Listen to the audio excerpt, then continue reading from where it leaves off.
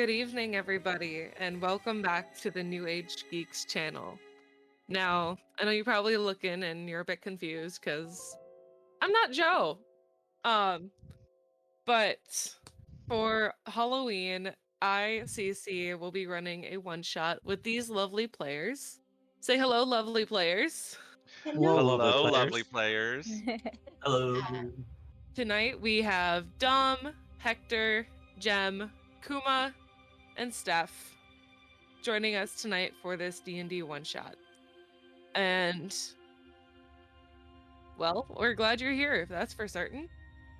If you would like to find a way to support our channel, you can do donations, we have subscriptions, or even if you don't even have some money to throw away, we understand. You can follow us on all of our socials. We have Twitter, TikTok, Instagram, and come and join our Discord community. On our socials, everything is new_age_geeks. Kind of keeping it short tonight, intro-wise, because I know all of us are excited, and we are ready to get started for the evening.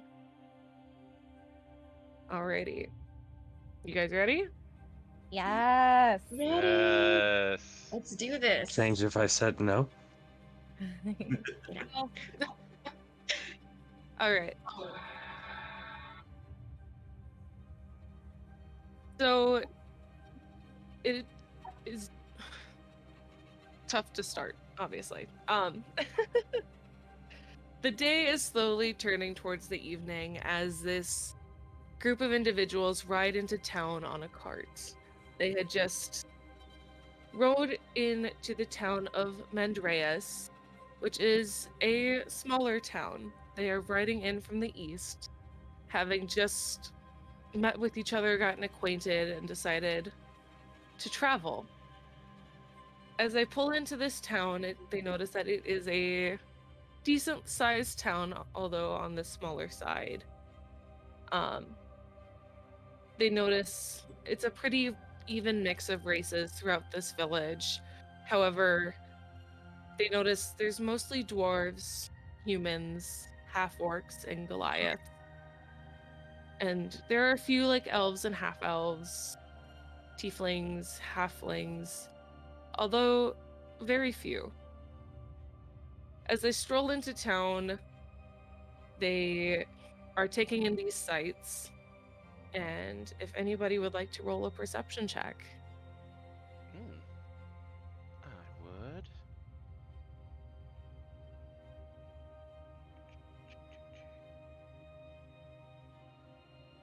Perception. I got an 8. I got a 12. All right. 13. As you guys are rolling into town, you begin to take this all in. You notice there's a big main road, which includes most of the shops and the inns and the taverns and basically anything for your general needs. Nothing in particular jumps out at you guys as you are riding in. But is there anything you guys would like to do entering this town? I was wondering, Cece, I have a passive investigation of 22. Are there any small details, little things that maybe I couldn't pick up on first glance that kind of stand out as we're like hopping out of the cart heading towards like the local inn that you'd like to drop? I guess the only thing I could say is that you notice the streets are particularly dusty and dirty.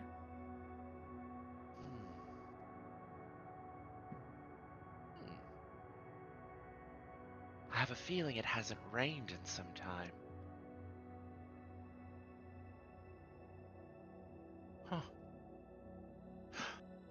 So, my new friends, shall we all get a drink? Food. What time is it? It is in the early evening, so about 4 or 5 p.m. Guessing the stores are closed right now. But I could go for some food. Yes, I think Food. a nice. Yes, no, food sounds fantastic. Yeah, All right. food does sound nice, and especially getting out before it gets dark as well. Are you afraid of the dark? Uh, not, not really. I, I just don't like staying out that much is all. All Well, right.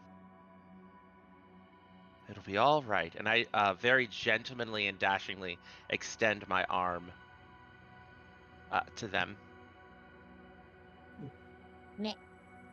Ashling's gonna look around and keep an eye out for interesting looking people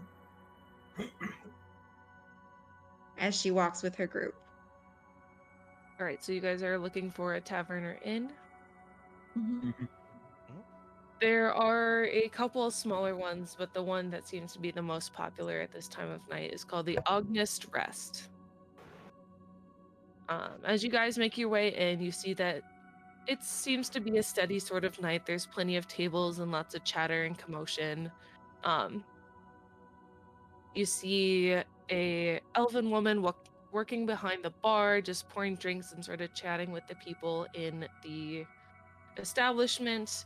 And there aren't a ton of tables here, but you guys do manage to find one that is available. Does there happen to be any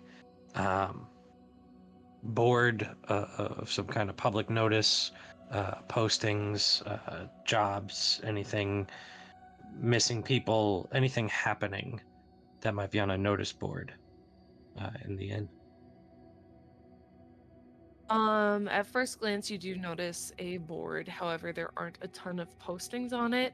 Most of it is just general labor. There is an advertisement for the local temple. But overall, there's nothing interesting that has stand out. You get the feeling that this is a kind of not too interesting of a town, it seems, at first glance. Can we return to the group and just say, boring? Boring. Also, I guess I forgot, shall everybody describe their characters?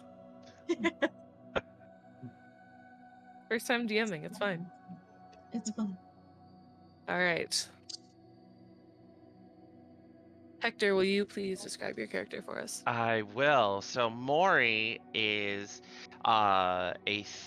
whisper thin, incredibly pale skin. Mori actually has albinism. Very pale blue eyes. And his hair, while normally white, you guys can actually see the edges of roots. Mori colors his hair like inky pitch black. Mori also, unless he's eating or drinking, wears this beautiful like bone mask that's kind of shaped out, kind of like a plague doctor's mask that's attached to like leathers that you're sure probably like, you know, he has to like unbuckle it to take it off. And he has like a black under tunic, black overcoat, kind of like a black shawl, kind of like this that he'll keep kind of up, as a makeshift hood, and has sort of piecemeal uh, leather armor, underneath the jacket that's sort of covering all the important parts, knee-high buckled boots, and a whisper-thin rapier that he keeps on his hip. He always has a set of tarot cards on his person, like in his hands, and he's always shuffling it and playing with them. And then also off the side of his belt is, a lovely black handled flute. He's very handsome under the mask. All right. And then, Steph, will you please describe your character for us?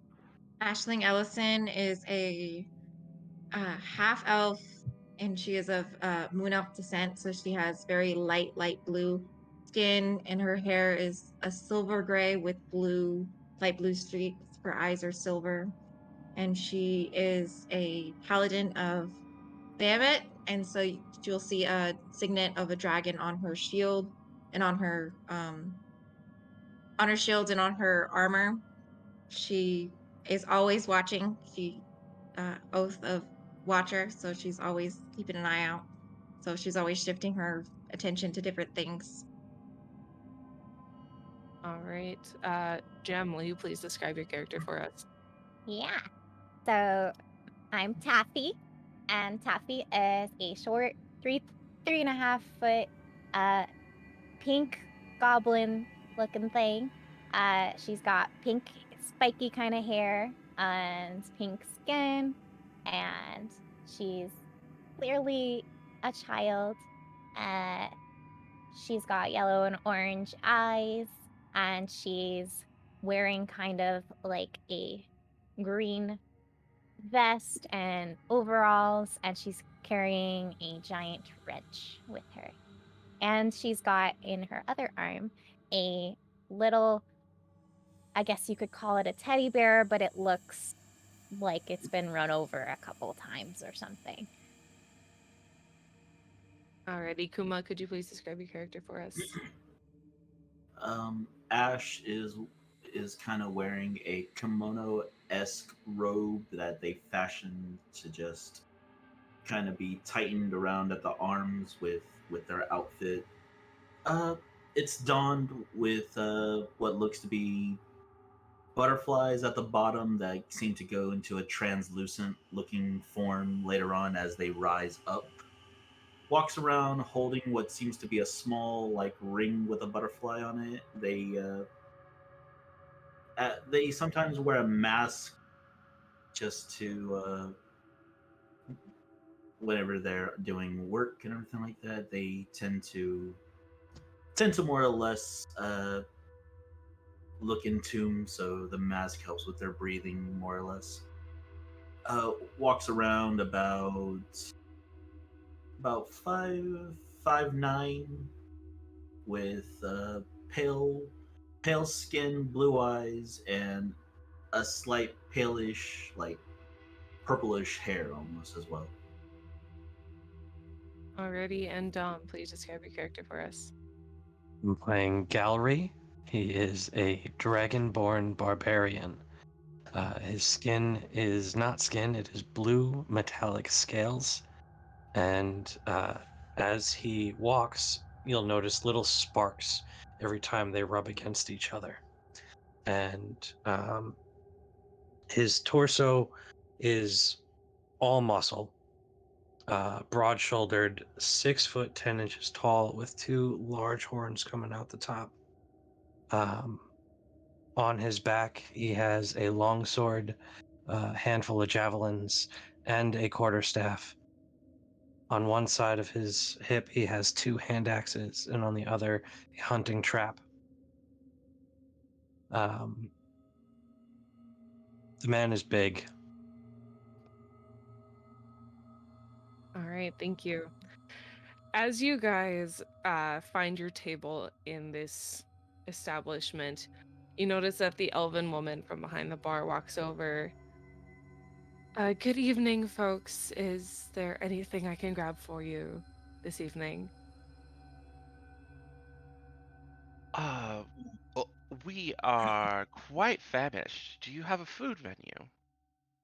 I do not have a menu offhand. Currently, we have stew, we have an array of cured meats, and a few vegetables and fruits offhand. Are they sick? What? Me. You said they were cured. Were they sick? Oh, no, no, no, no, no. Cured is a means of flavoring the meat and making it edible Oh, with spices and things. I go into my bag and I pull out a single gold coin and I say, could you please bring us several platters and a couple of pitchers of cold drinks for myself and my friends? I think that could be managed. She swipes the gold coin from your hand and goes to grab you guys some food and drink.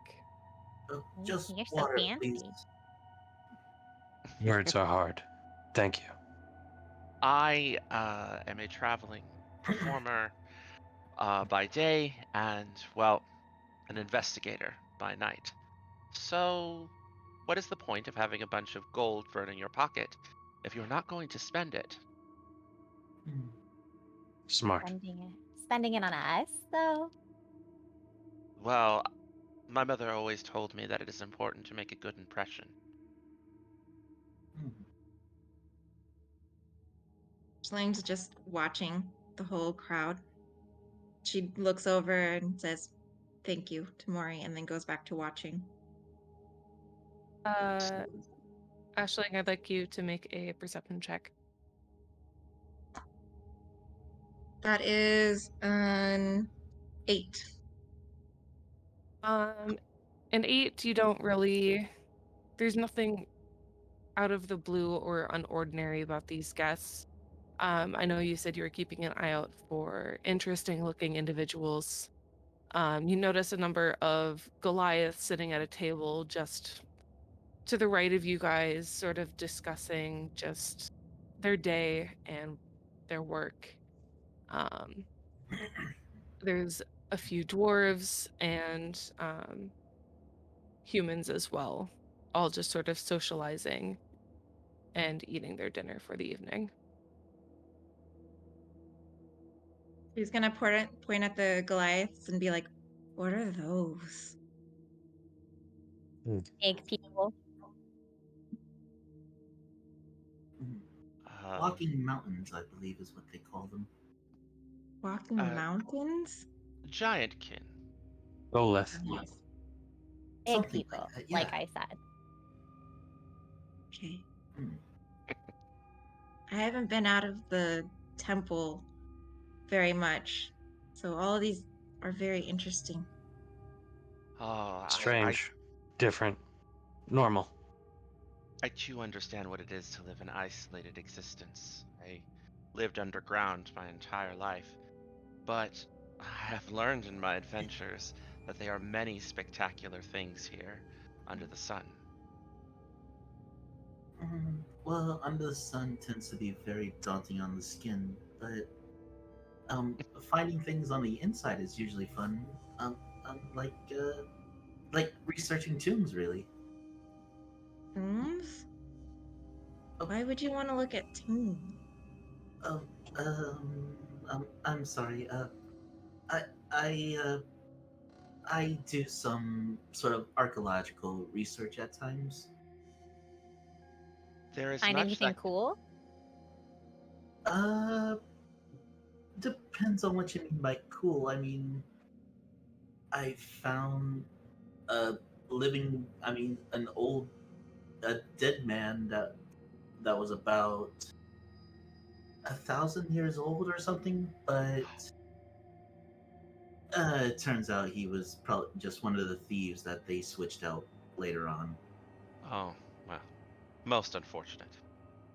And Yes. shortly cutting your conversation off, you see the elven woman returning with a few platters full of meats. There's a few plates of vegetables and a few cups of stew as well as a round of drinks for the table and a water for Ash. In a very And unceremonious fashion, as soon as it hits the table.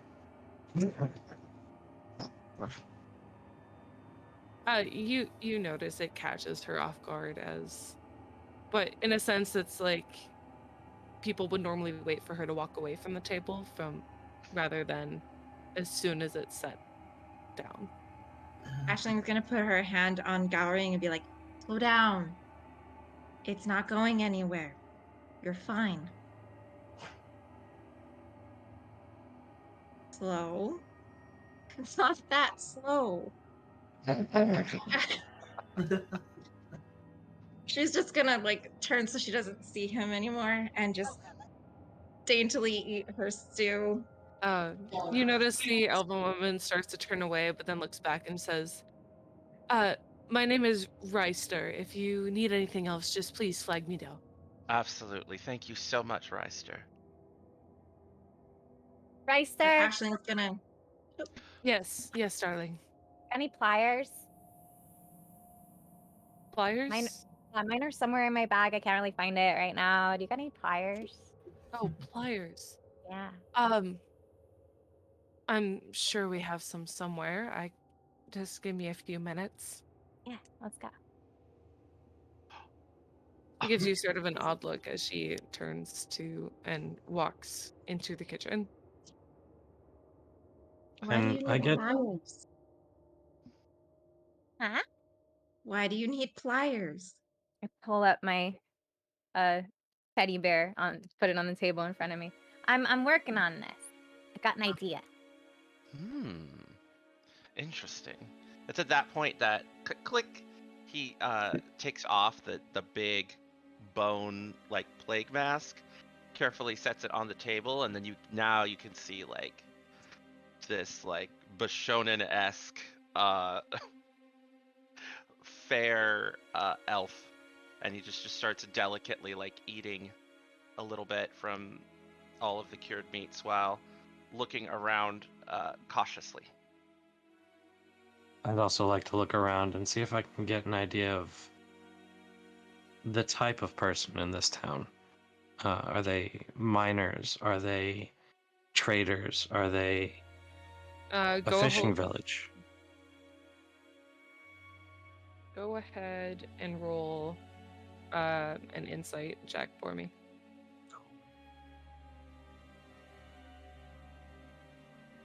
That'll be a total of 4. With my +0 modifier. Yeah. Not a fishing village. There's not really any bodies of water big in the area big enough for fishing, and it's far away from the coast. It's not a fishing village. Same. I miss fish.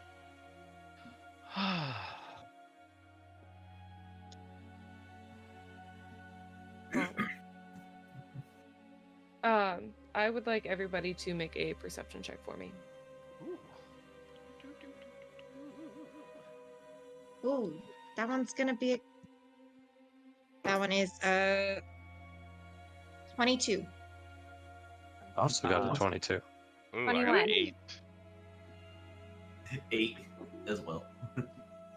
All right, so it was Taffy, Ashling, and Gowrie that was above 20, 20. correct? Yeah. I got 21. Oh yeah, you said Taffy. You three start to hear a commotion outside. Ashlyn's gonna put her shield up and ask, do you guys hear that? Hear what? Oh. Fight. What, a fight? Outside. At this time of night. Just between bites. Just. Should we go investigate? Ashlyn's gonna already be walking towards the sound. Wait, hold on. And Ash is just like putting their drink down and just like following after Ashley. I'm gonna take a drumstick to go and follow after. Taffy, stay here where it's safe. And then he gets up and starts walking after them. Almost done. All right. And almost in a timely fashion, the elven woman, Reister, puts the pair of pliers right in front of you next to the teddy bear, saying, I expect these back, please. Perfect. As you guys make your way outside, you notice there's a few people running down the streets. And you notice people hiding in alleyways as they are running from something. Can I catch one of them as they run past us? Make a athletics check. Like, so what are you trying to do? Grab someone and just hold them as they're running past and just kind of get their attention. Okay. Make a strength check. Strength check. Okay. It's a very different modifier. 14. Yep, you managed to grab somebody. It was a human running past. You grab them by the back of their shirt and swing them around, and you can see pure panic in their eyes. I'm gonna try and intimidate them into telling me the truth when I say, "Why running?" There's things. There's zombies. And you notice they're in such a panic that they're barely able to get their words out. Let them go. They're struggling to get out of your grasp. And as Good you job. drop them, they continue running in the opposite direction. I'm gonna run towards where they said the zombies were. Oh, wait, hold on. And Ash is just following behind. Oh, goodness me. I look over my shoulder to see if Taffy followed me. Yeah, Taffy finally got up and started walking out. She's carrying her teddy bear in one arm. You should Did carry. you hold on to the pliers? Oh, yeah. Taffy, you should pull out the wrench. I think we're going into danger.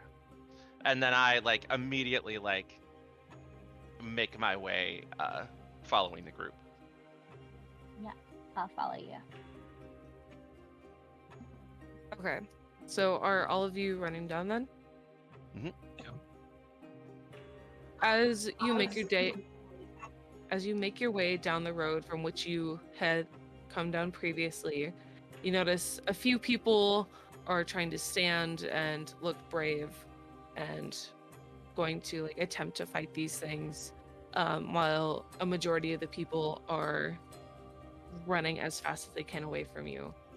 As you make it about 50 feet away from the tavern, you notice two zombie creatures sort of just making their way, one coming from an alleyway and the other just walking down the street. Ooh, And with that, I would like you all to roll initiative. okay. Oh, that's not good. All right, dirty 20. Nice. Okay. 4, guys. It's a 4. 25 to 20. What'd you get? I got 20. Okay, 20 to 15. Yep. 18. I got a 19. Okay. Nice. So Taffy 19 and Gallery, what'd you get? 18.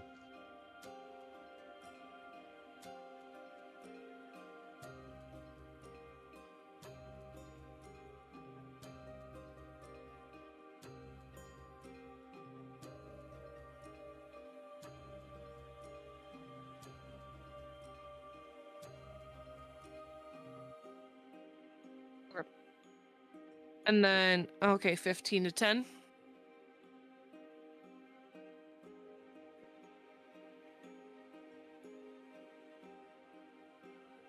Ten to 5. Oh, I did. Yeah, you did give me one. I said Yeah, I got that's 10. you. Okay. And 4. Oh no. Yeah, right? It's a 4. It did me dirty.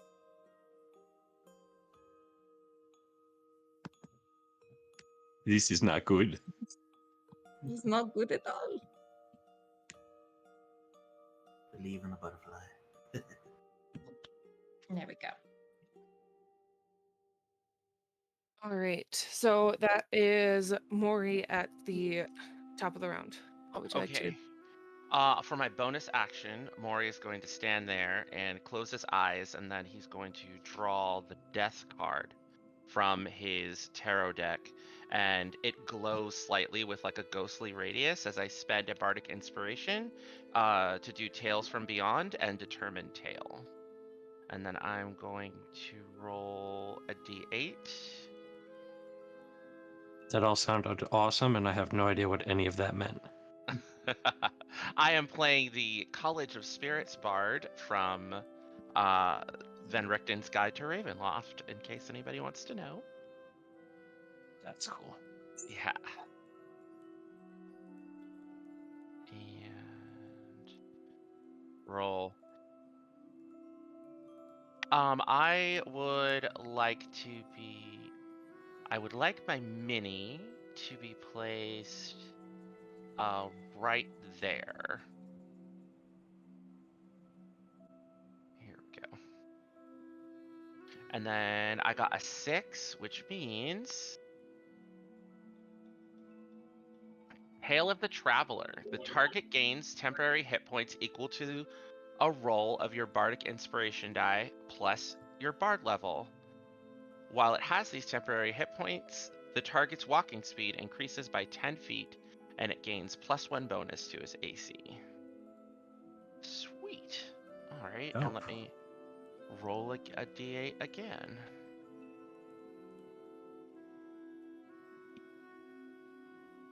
Yay! So I get Nice. 7 temporary hit points plus 5. So 7, 8, 12. All right, so I have 12 temporary hit points.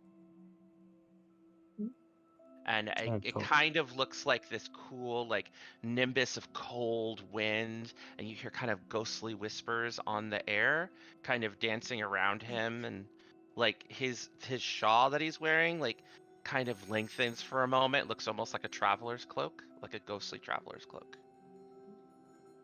I love this aesthetic.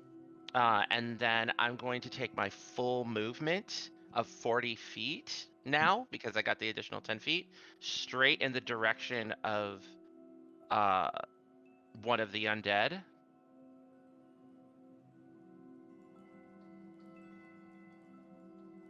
The one that's in the alleyway. And then just in one smooth motion, just draw out the rapier and slice into the undead with an attack. Okay, go ahead and make your attack.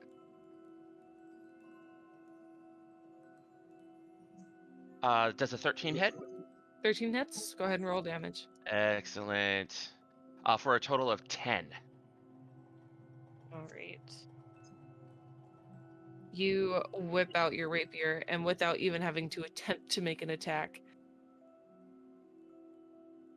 just whisk it past, and you create this nice open wound going diagonally, and you notice little bits and pieces of flesh start to fall off of it and splat against the ground. All right. Is that the end of your turn? That is all of my turn. I'm gonna add my. Right. Taffy, you are up next. How many zombies are in front of me? There is one in the alleyway, and then there is one in the road. And where am I? Can you point to You me? you have just exited the tavern. Okay. I am going to use my action to pull out a stuffed dog from my bag, and I'm going to create an eldritch cannon. And I'm going to say, "It's time for you to meet my friends." And that dog is going to turn into a flamethrower cannon.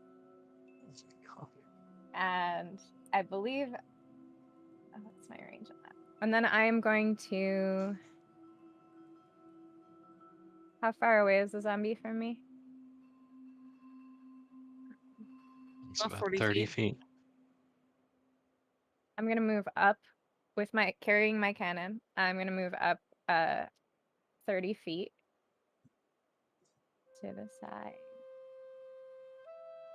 Or actually, sorry, 25 feet, because I want to be 15 feet from it. Yeah, roughly there. That's my bonus action. I don't actually know how this works. I am going to try to use the flamethrower of Ginger Snaps, my new cannon. Okay. But I've And never used this before, so I have to read how to use it. The cannon exhales fire in a 15-foot cone that you designate. Each creature in that area must make a dexterity saving throw. okay. So are you going after one or both of the zombies? I don't think I see the one in the alley, so just the one in front of me. Okay. Is It's tiny, and so I can be carrying it. Yeah. Ah, okay. So it got a 13 on its save. All right, and the save was a 14, so it failed, and so it's going to take 2d8 fire damage. Oh wait, yes, 2d8 fire damage, and it will ignite any flammable objects in the area that aren't being worn or carried. So well, it takes 4 damage. Okay. Walking down carrying this cannon, which even though it is small, it is very impressive. You go to light it and it erupts in flames, and you notice that it starts to singe the clothes that it was wearing. So like charring just a little bit of the flesh, and you know that some of the hair on its head starts to singe a little bit as well. That's my turn. All right, Gallery, you are up. Charging right in, no thoughts, only action. Gallery's gonna be 10 feet in front of Taffy.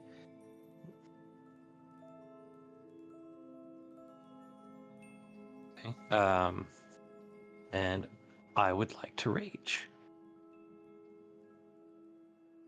When I rage, a bolt of lightning erupts from me. And I'm checking the radius. Hang on. A 10-foot aura extends from me of static electricity, and from my body, a bolt jumps to the one in the alleyway, if he is within 10 feet. Yep. It's not. Well, then, can I move one step over to get that one in the aura? And yeah, now he's gonna shock him with lightning. Please make a dex save. The DC for which is 13. It made a 15 on its saving throw. Okay, so he takes half damage. That's a D6. Alright, so I rolled a 3, so half damage would be 1. Okay. Takes 1 point of lightning damage. And then I'm going to use my longsword to attack the one in the street. Okay. Go ahead and make your attack. First attack, 17 to hit. That hits. And with 2 hands, that's 7 points of slashing damage. Okay. And then second attack, 14. 14 hits. 7 more points of slashing damage. You just carve into this zombie, just seeing as Maury did previously, you're just like, I can do that, but better. So you just rip into it, and it is looking bloodied and battered at this moment. That's my turn. All right, so that means it is the zombie in the alleyway's turn. And it is going to take an attack against Maury. Am I close to any of the people? Because I was the first one out. Am I anywhere close to any of the people that are up there? I would say you are probably about where Taffy is currently. Okay. Okay, Maury, does a 17 hit? Oh, Am I unfortunately, 17 does. okay, but am I close to? Am I 5 feet from Maury? Yeah, I believe you're right behind me. Okay. Disadvantage because I have defense as my combat.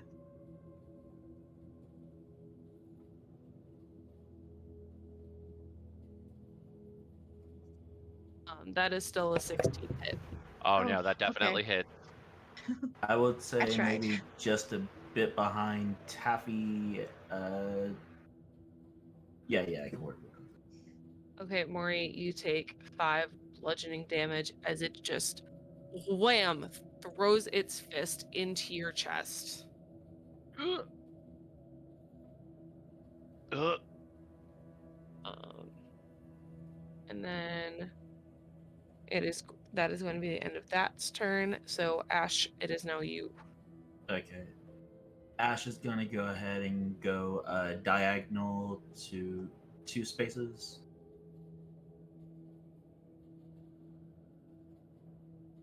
They're being able to see both the zombies, and whispering into their ring, you see it start to glow, and his magic is manifesting into what appear to be 2 spiritual looking butterflies, and both just seem to just like instantly fire at both zombies using Eldritch Blast. Okay, and that Oh. is an attack roll. Yep. Yeah, at level 5, I can shoot 2 Eldritch Blasts and choose which ones to indirect who to fire them at. All right, go ahead and make your attack rolls. All right, this will be the first one for the one on the alley. Okay. 12. 12 hits. Okay, that will be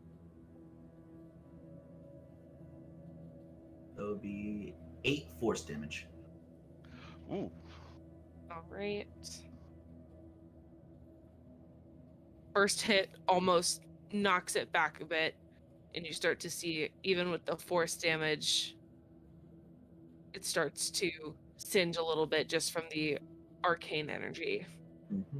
And here's the second one to the one that's on the road. Oh, dirty 20. Definitely hits. Mm-hmm. That will be for max damage of 10. All right, that does it for that zombie. You firing these eldritch blasts, you knock it into the wall. It slams, essentially crushing its rib cage, and then it folds in on itself and collapses into the street. And that'll be their turn. And then that goes to Ashling. I'm gonna move in front of Maury, and I'm gonna go after the one that's in the alleyway. And I'm gonna use my long sword, and I'm gonna slash at it and use divine smite on that one. Okay, make your attack. Ah.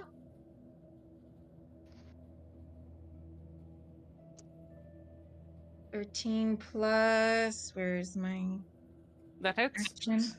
Okay, well, 13 plus 6, so that's 19. And then divine smite is going to be in, where did I just have it? Features.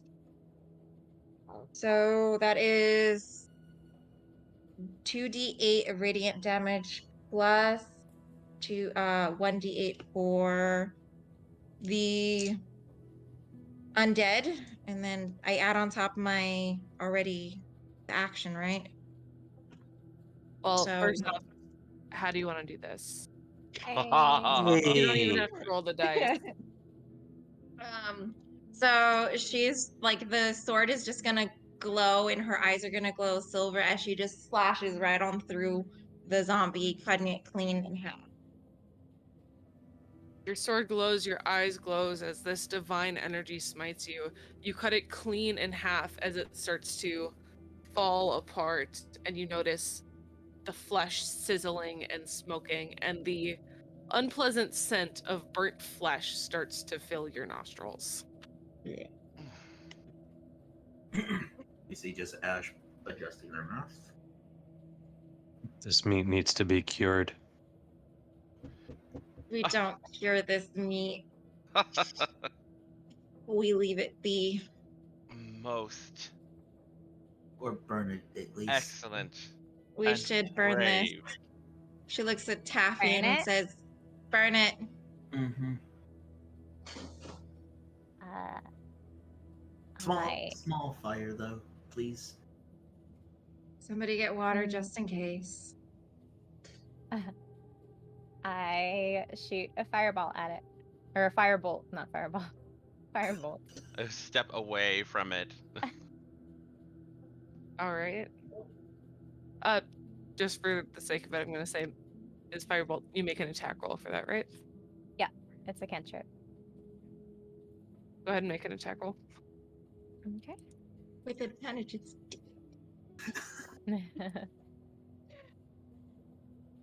With advantage or no? Then an 8. Easily enough, you just boom, and it immediately starts ablaze. The clothes catching on fire, little embers flying out, and the smell only getting worse at this point. I'm gonna go into investigation mode as I look around the area and try and see if I could find footprints or signs of like what direction these people came from, or these Okay. zombies came from. Go ahead and make an investigation check. Okay. Yeah.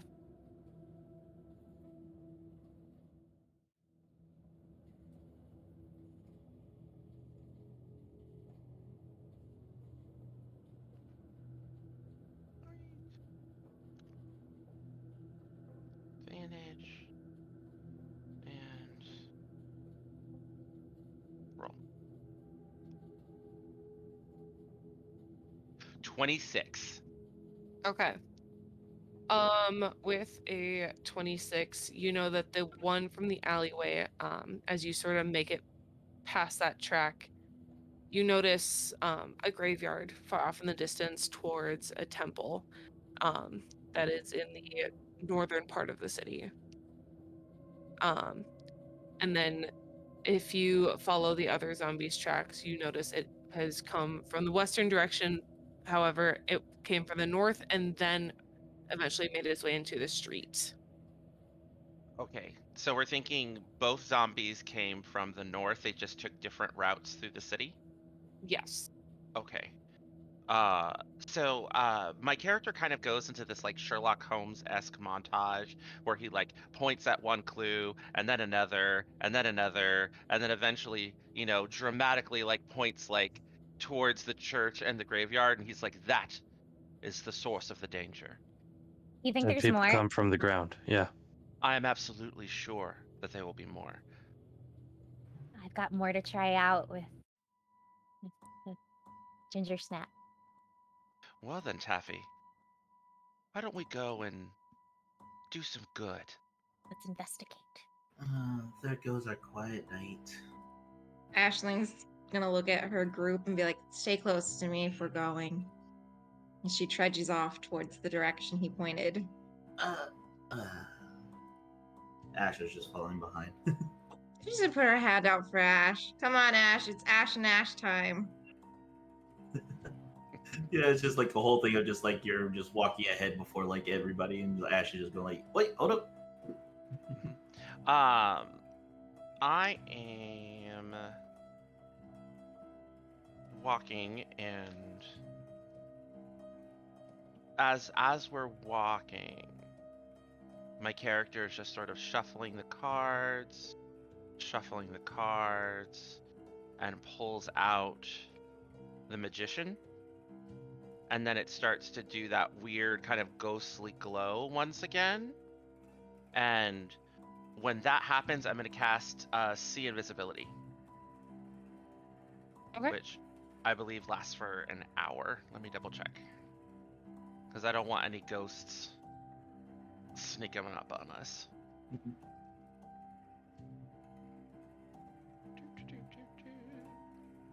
Pull out one of my rations and just start munching on it as I follow everybody. Yes, it lasts an hour. Okay.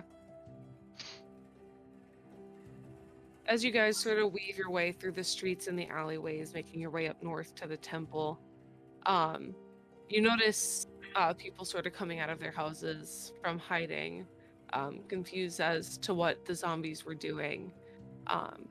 You notice as you get closer that there are a few dug up graves in this graveyard, and you have people around the outskirts sort of looking at it and pointing.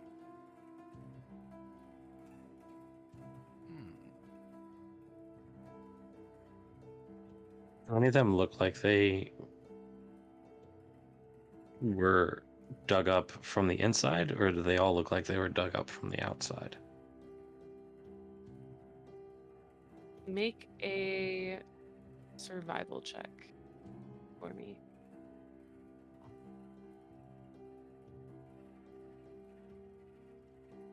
Eight.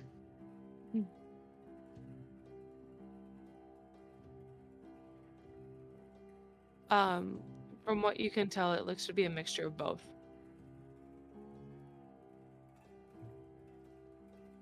Instantly zombies. There's no zombies there right now? Nope. You told me there would be more zombies. Well, I thought that there would be. Sling's gonna go talk to the crowd that's over there, looking at the things and ask what happened.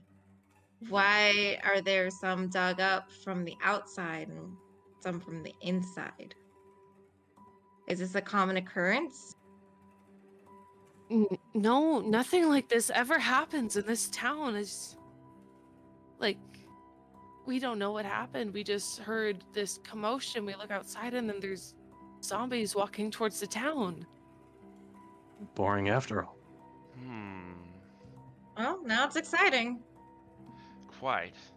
I'm going to continue looking around. Now that we're at the area, I'm going to keep looking at the area, looking at the tombstones, looking at the tracks, trying to see if I can piece together some more clues.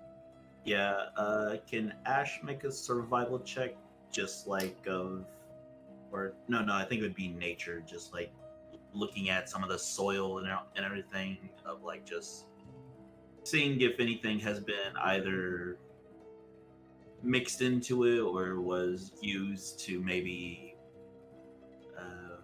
I can't think of the word, to I want to say like maybe infuse the earth or that, or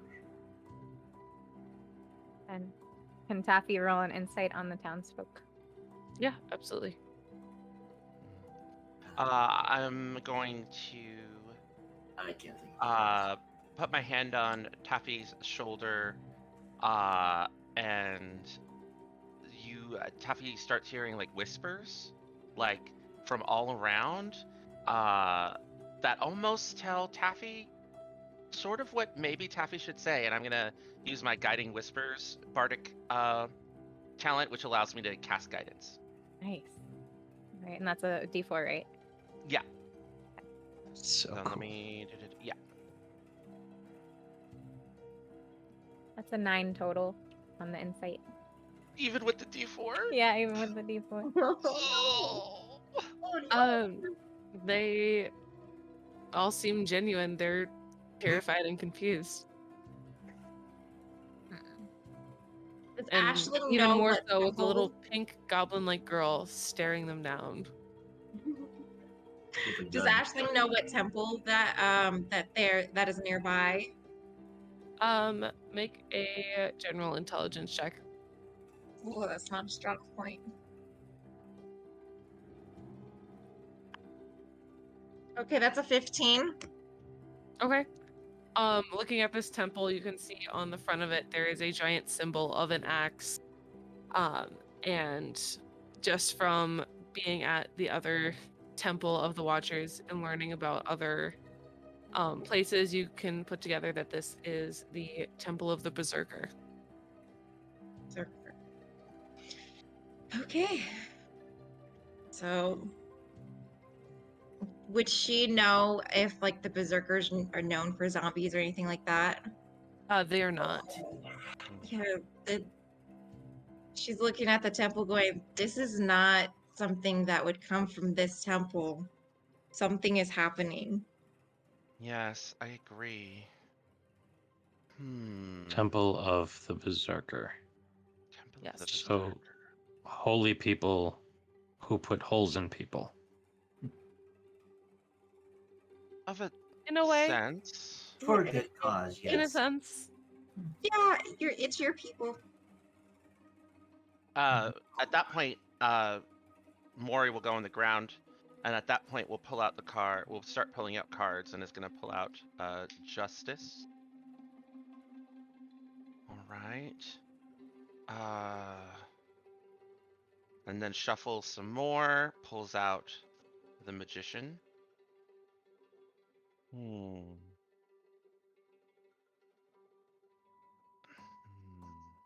And they shuffle, and they shuffle, and they shuffle, and then they pull out. Maury.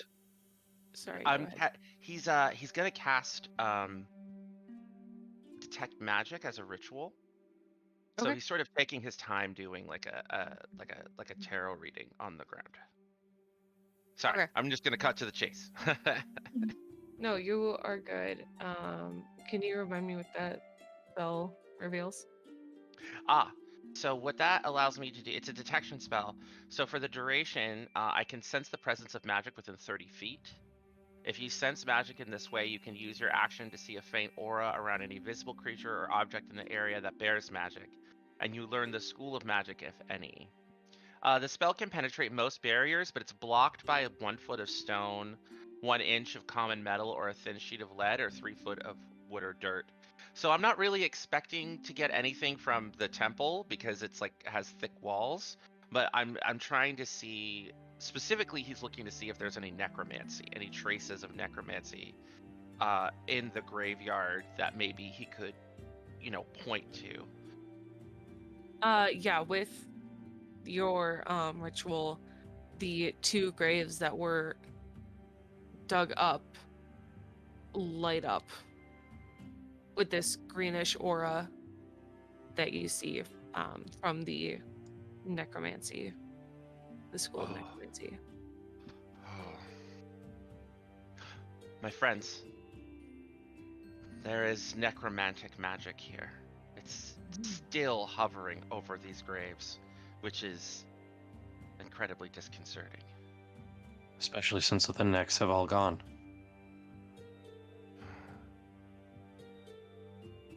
Wait, what? Necromancers? Oh, no. Necromancy, it's the school of magic that brings back the dead, but also provides healing. It's complicated. It makes zombies. Hey, Ash. Yes, Taffy. I see you're digging around in the dirt. You find anything there? Ashlyn gets a little confused for a second when she hears Ash and then realizes who Taffy's talking to. Yeah, Ash has just been kind of like literally, really almost just like an archaeologist would be, just kind of like digging around at some of the dirt, like kind of seeing if there's anything interesting or like trying to see like how the soil is, I guess, or Just do me a favor, make a general intelligence check. okay. Why intelligence? I'm no good in intelligence. Well, they're doing that. 17. Aisling is Oh, Okay. And then, Aisling, what are you doing? I was gonna cast Divine Sense and see if I can sense any more undead. It is as an action you can detect good or evil until the end of your next turn. You can sense anything affected by the hollow spell or known for celestials, fiends, undead within 60 feet that is not behind total covered. So I get 4 times of that. Okay. Ash, with that 17 you said, you can tell that, well, as for the names on the graves, they don't have any special meaning. They look like they were, just regular townsfolk, tombstones. There's no big monument or anything. With the, dirt, you can tell that there's been footprints through here. Nothing too out of the ordinary, as you would understand that people would visit the graves of loved ones. However, some of the grass may seem bothered around these tombstones. Well, these people weren't that important. Well, he then looks to the graves and he's like, sorry for that, but there's nothing really to say that they're of any value to anybody really, but they kind of just seem like they would have been just normal people, so perhaps we should go investigate the temple. We could maybe able to find some more answers there. Right, and Aisling, there's nothing that you can detect. Alrighty. I pick up Ginger Snap. I'm like, should I burn the rest of the grapes just in case? No, not yet. No, just leave them be. Okay. Next time. Yeah. So are we going to the temple? Yes, I think we most definitely should. Okay, stay close. She's gonna head towards the temple. I follow along. All right. As you guys enter the temple, you sort of work your way through this crowd of people that seem disheveled and upset, and you try to push your way through this giant stone archway of the temple, and as you make your way through, you see what seems to be beautiful portraits and artwork throughout the temple. You notice a giant axe on the back of a wall, sort of mounted in place, and you How notice big is it? Ashley's gonna just look at slightly bigger than a normal great axe. Ashley's gonna look at Gallery and go, no. There's Do the not big touch. great axe, and then there's a depiction of a battle above it. No touch. No one's using it. No touch. It is a sacred relic. It should be left to its own devices. It is a sacred relic of a berserker. It should be used by a berserker. No touch.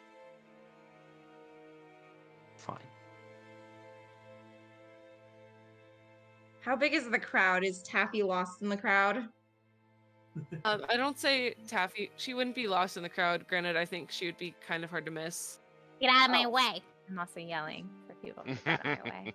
Just to be safe, Ashley's gonna pick up Taffy and put her on her shoulder. Hey, put me down. You want to see big?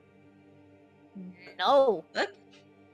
I Put mean, me for a while, down. It's for a while, far better Ash would view be up there. following would be following behind Taffy, just slightly apologizing people she's just been telling to get out of her way. It's like, Not "Oh, me." sorry." You push through the crowd, and as you get towards the front of it, you see this dwarven man in ornate armor and plate mail, and you can tell he is frustrated. He's sort of shouting back at the crowd like, I'm sorry, I don't know what's going on. We've never had this before. We're trying to investigate this right now. Please, give us a minute. Give us some time." And the crowd is not listening to him at all. You hear them shouting questions, and they're getting angry. Can I make an intimidation check on the crowd to shut them up? Go for it. Can I assist? Go for it. You can either both roll or one of you roll with it, or Dom roll it with advantage. Go ahead with advantage. Okay.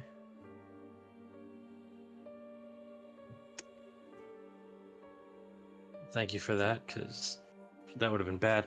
I got a 22 total, and I'm just gonna shout, "Everybody, quiet!" As you do that, your roar echoes throughout the chamber, and you notice everybody sort of flinch and just start to quiet down. And one of them pipes up, "We just want answers!" You'll get your answers. Give him some time. And she's gonna go talk to the dwarf. When has this started? It just started. I mean, we've heard rumors of zombies, but this is the first time it's ever happened. You know those bedtime stories your mother would tell you? Mm-hmm. But they just came out of nowhere. Different bedtime stories. You have different bedtimes. Okay. Has anybody besides us come in that's new? I mean, we're a general town. We're on the road to the bigger city. We get people coming in all the time, but nothing out of the ordinary. Nothing out of the ordinary. Nothing. We'll stop here for a night and then they keep moving. Has anybody stayed? Not really.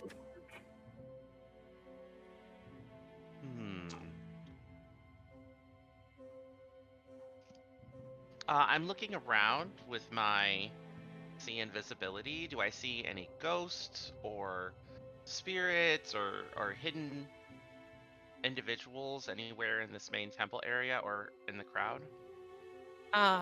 In the main temple area and the crowd, you do not. Okay. My friends and I are, as you can see, quite capable individuals. We were able to take down these undead rather quickly. You were However, the ones who took them down? Yes. My name Thank you. is Maury. Detective Maury Drusus. And I would be more than willing to lend my services to this community to find out exactly who is responsible for these undead. You have a necromancer among you. A necromancer. Yes. He likes necks. Don't mind him. Okay. May we have permission to investigate the grounds of your temple so that we may be able to find any clues? If it'll help me give answers to these angry people, then sure. Thank you. Come, friends. Let us help this good priest find out where this corruption has taken root. And see if we Maury's good at answers. And he looks down and smiles at Taffy. Burn it out? Yeah. Let's Oh, do it. come on. All right. And then with a swish of his like, kind of Sherlock Holmes-esque like coat, starts making his way, looking around, like, Benedict Cumberbatch trying to like piece together what's going on in this place. So I have see invisibility. I think I still have a few minutes of detect magic, and I'm sort of Are they both concentration? only detect magic because see invisibility is a concentration from what I can see. Hold on. No, it is not concentration. It just lasts an hour. Okay. And then detect magic is concentration, so I can't use another concentration. Okay. Only allow up to 10 minutes. What is more minutes?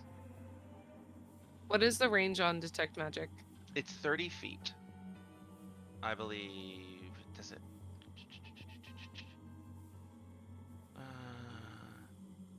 Yeah, within 30 feet of me, so it like moves with me. Okay. If you would like to give me an investigation check. I'm good at. So I want to excited. help. However, helping would be. Okay. Then with whoever's helping more, you can roll with advantage. Got it. Yeah. I actually already have advantage because Oh. I'm because of what kind of elf I am. But I will appreciate the help. Mhm.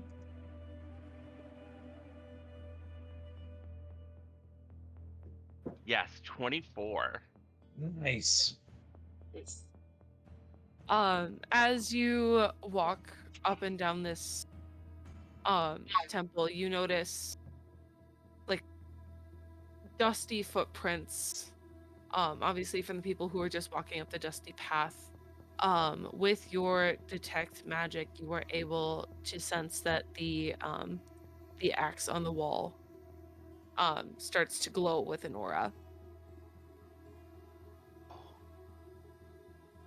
I would like to take an action to figure out exactly what school of magic that axe is. That is a good question because I'm not sure. Oh, whoops.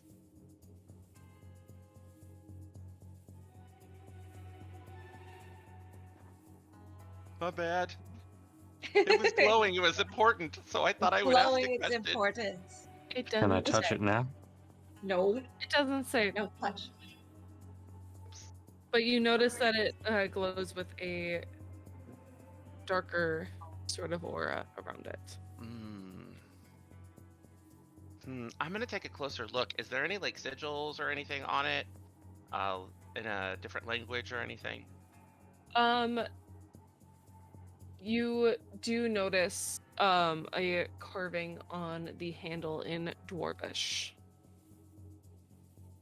And there's just like a sigh of relief. Ah, Oh, thank goodness. It's not in any of the dark languages. It's just Dwarvish. Does anyone read Dwarvish? Ashley raises her hand. Ashley, Dwarvish.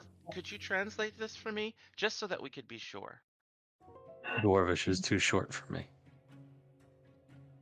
She says in Draconic to Gallery, hush. And then she turns to the axe and reads in Dwarvish, having to translate both, like saying it in Dwarvish and then saying it in Common. And what does it say? All right. The inscription says, "Power is what men crave, and this axe will fill them with this rage. Learn, tell ye who holds, for this axe a warning is told." She says that all out to them. Ooh, And again, she was going back and forth between Dwarvish, so she's hoping that they catch it. that sounds like a ginormous red banner, and that we should not touch that. However, it is possible that this is the motive. Whoever is causing chaos in this town may be trying to cause some sort of distraction in order to steal the axe. I'll leave it up to the group. Should we press on the investigation, or should we tell the priest that he needs to hide the axe? Is there a way to hide the axe? I mean, We can take it. and keep it No. safe? No, we're not I don't touching think the that's a good warning. idea. We don't want to touch the axe at all. Wait here. She's gonna go back I to do. the person Oh yes. and ask Your how long Forgy, they've. you go talk to him. I'm gonna go back and ask how long they've had the axe. We've had this axe for generations. It's been passed down, and we decided to finally hang it up on the wall. Where was it before? It was used by our ancestors. So it was used. It was not displayed. Not previously. Has anything like this happened before with your ancestors? What do you mean? Like the zombie thing? Just anything. Anything that would cause them to have to use the axe. When our ancestors first came to this town, they are actually my grandfather, he used this axe to clear the town he used it to defend the town on an attack. Right? And so we did this to honor him and all the fighters that he helped. So you just recently put it up though, right? We've had it up for maybe 40 years. 40 years. Okay. 40 It is not years. recent.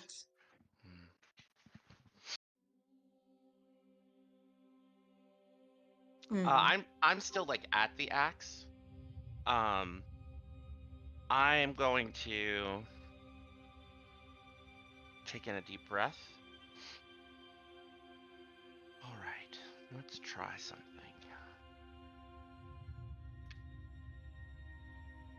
Knight of Pentacles.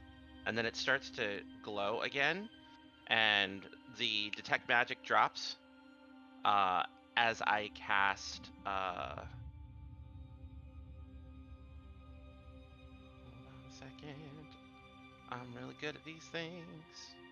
Sorry, I gotta grab my spells. You know what? I'm gonna cast Identify as a ritual. Like while she's in the conversation, like I'm gonna take the time to do like a full reading about the axe, and then like sort of like touch it because I have to touch it, but I'm not going to grab it and cast Identify on it. Okay, give me one moment here. Does it say how much it gives you about the It says I choose one object that I must touch through the casting of the spell. If it is a magic item or some other magic imbued object, you learn its properties and how to use them, whether it requires attunement to use, and how many charges it has, if any. You learn whether any spells are affecting the item and what they are. The item was created by a spell, you learn which spell created it. And then if you instead touch a creature through the casting, you learn what spells, if any, are currently affecting it. And then every DM has their own little kind of spin on it. Did the thing we told them not to do. You touched that. I have to cast the spell. I'm trying to message you on Discord, but it won't let me. Oh, it won't? There we go. Oh, okay. Oh, I'm so excited. Oh no. Oh no.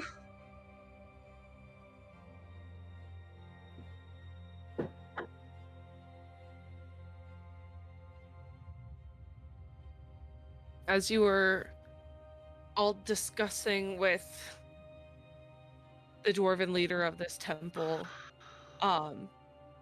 you notice he looks over to Mori as he is touching the axe. And as Mori is touching the axe, that this magical energy imbues around him.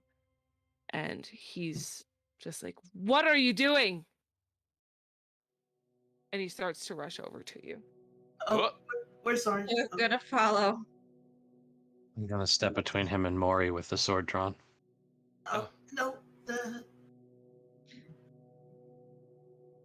I'm gonna very quickly remove my hand from the axe and say, apologies. I have a means of reading objects and their magic and their potential, and it does not work unless I touch them. You did not ask for this part. I asked That to is a investigate. sacred item. We don't let anybody touch it. And that is an incredibly wise decision, because that axe is cursed. You notice as he just lets out a heavy sigh.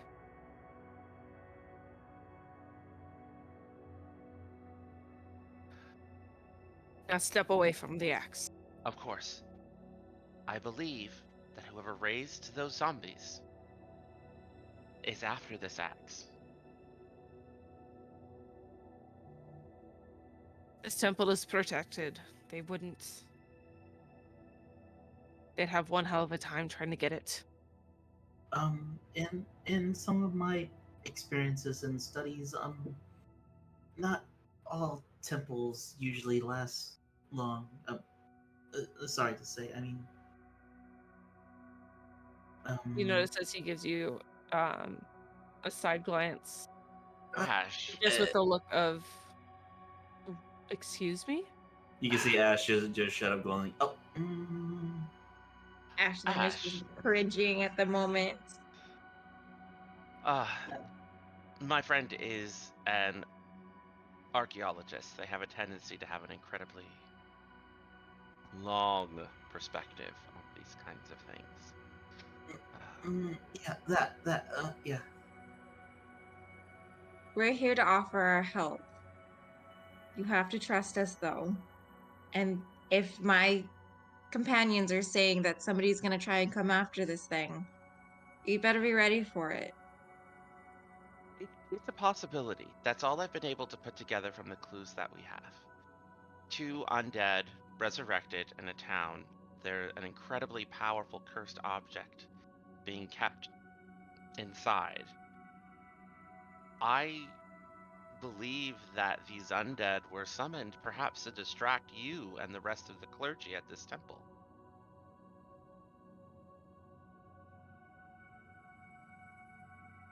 I appreciate your help. But if we are going to continue to work together, you cannot touch it again. I will not touch it again. You have my word. He glances over in your direction, Gallery. I'm still between him and Maury with my sword drawn, pointed at him. Gallery, please, sheath your blade.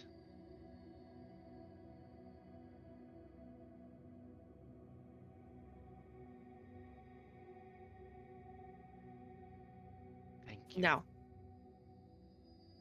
it is getting late. It's boring here. If you And can maybe find... you should call it a night. Yes, I think that that's an excellent idea. Priest, Father, if there is any place where you can hide that where it is not on the wall in display, I suggest that you keep it hidden away under lock and key. It's Ash. Ashley, Jace? are you a knight? Why are you Paladin. Why are you interrupting the priest? Paladin. Knights are similar. I have magic. The priest said call it a knight, but it's a paladin. No. They were talking about night, as in... As in, the sun went down, sweetheart. The sun went down. Yes. It's time to go to bed. I'm so sorry. We're going to go to the inn. We shall return in the morning and see if we can find any other clues. And as I said, I do not believe that the wall is the safest place for it. You notice that he just gestures to the wall, and it is currently bolted in with cuffs around it. It is with stakes driven into the wall, and he just looks back at you. I'm sure we'll be fine. But All thanks. right. We are a well-guarded temple. Because All right. anyone who wants that axe will have to get through me first.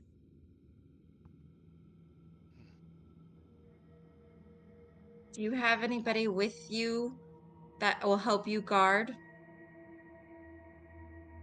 Yes. My brothers are Um, downstairs, and other of our apprentices are downstairs as well. All right.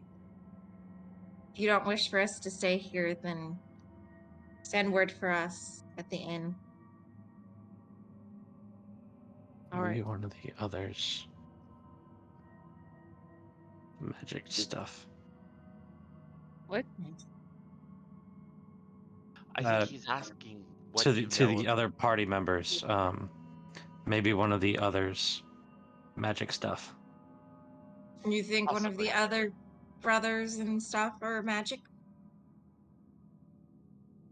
They don't know magic. Let's Okay. get back to the inn. And then I just try to like usher everyone out in my little frail form. I'm gonna apologize in Dwarvish to the leader in charge and tell them if they need anything just to ask for me, and that we hope that nothing befalls them. And as you say that, he just gives you a nod on your way out. Thank you.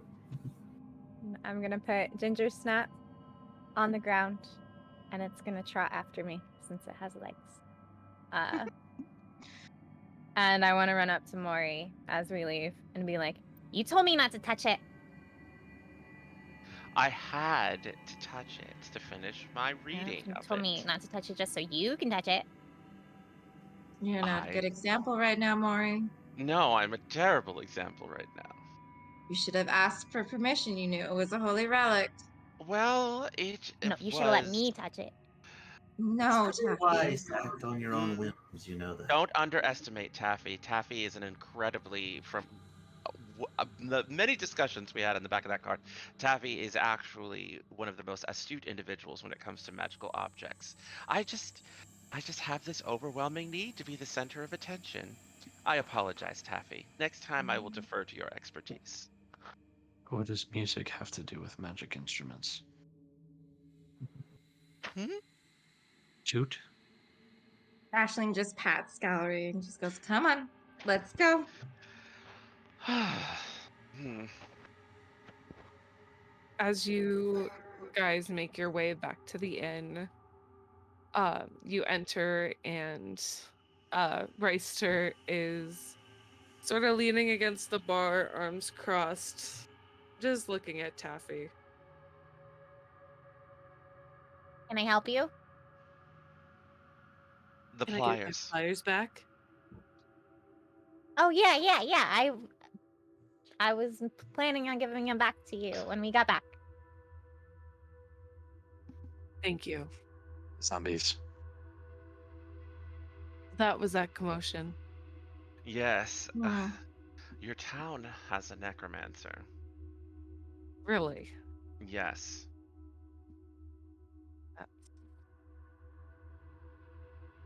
In a town like this? Apparently temple- so. The temple has. Let's just say the temple has the kind of magical object that someone with powerful necromantic magic would probably want get their hands on. Or at least that's my running theory at the moment.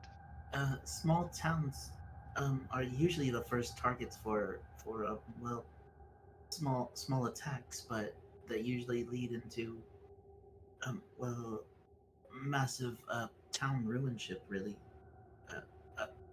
I'm sorry. No, Ash, you have a valid point. I'm not just a detective, I'm also a collector of stories. Often these things begin in small communities like this because if you started in a large city, well, large cities have lots of resources, guards, wizards, powerful temples, far too much attention. But out here, You can practice.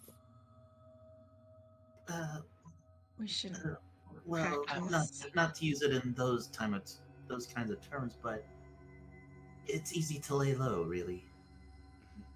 I'm gonna put a gold on the counter in front of the woman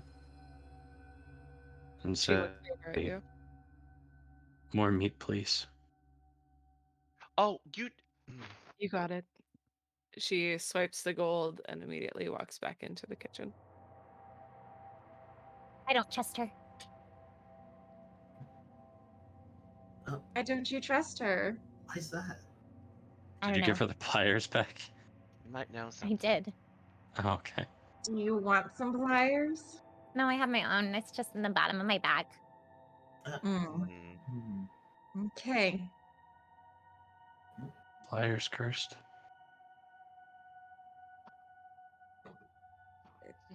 I don't think Taffy would have cursed pliers. The other one. You said you don't trust her. Yeah. Because, Why? well, she doesn't seem that concerned that there's zombies. A star. And then it kind of glows. And there's that nimbus of wind, and then he puts it away as I cast Detect Thoughts.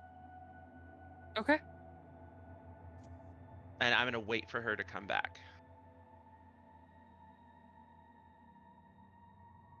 Okay. Well, she shortly comes back out with a platter of meats and cheeses and cured meats and sets it on the table in front of Gallery. So, I'm gonna wait for her to pull away this time. She sets it down and pulls away. do you And think perhaps you might have heard anything about or seen the kind of people who would have come into town? Someone other than us that would have that seems suspicious or out of place? I mean, most travelers that come through are odd, especially being one of the only inns in town. Trust me, I've seen a lot of them. Hmm. Inns in town or odd people? Odd people. Odd people. And what of the the priest at the temple mentioned that he had brothers. Yeah, that would make sense. Do you know if have you heard any gossip? Was there any tension? Any family conflicts? I mean, everyone knows everyone in a small town, right? And That would be as- correct. No, they're honestly the healthiest family I've seen in this town. It can be deceiving. I'm listening to the surface thoughts. Am I getting anything that's like contradicting what she's saying? No, No. for now she's just been like, they're kind of asking weird questions, but these all travelers are odd. Uh, Sling's gonna ask how much rooms are for the night and if there's enough for her and her companions. 3 silver a night. She's gonna And take out we her. should have enough rooms for you and your companions. thank you. She's gonna take It's out still her this bag season. of gold and then look at Maury and go, "Math, no." Oh, yes. All right. And then 1, 2, 3, 4, 5, 6. 1, 2, 3, 5. Just gold. 5. 5 times 3. That's 15. I just all right. And then I pull out 2 gold and hand it to her. change, please? Is As it you my wish. gold or your gold? In And- silver, preferably, if you have it. I do. Thank you. She Are you walks using back. Are you using Ashling's gold? Yes. Good. So you can dock Yeah. off 2 gold and add 5 silver. Okay. And she Oh, hold on. Wait. What is your most lavish room cost? Sorry. I need fluffy bed. we're not that fancy of an establishment, I'm sorry. Extra pillows? You can have I'll mine. just see what I can find. Okay. I prefer the floor. Why? Closer to home. All right then. I too am actually okay with the hard floor as well. Grew up in a Either cave way, near a you've beach. got 5 beds. That's fine then. Okay. And if Maury wanted to notice, there was quite a bit of gold in there. Oh.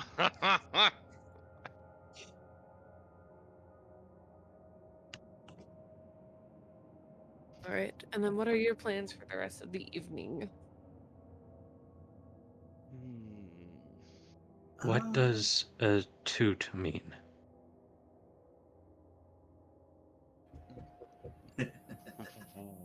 What? A toot?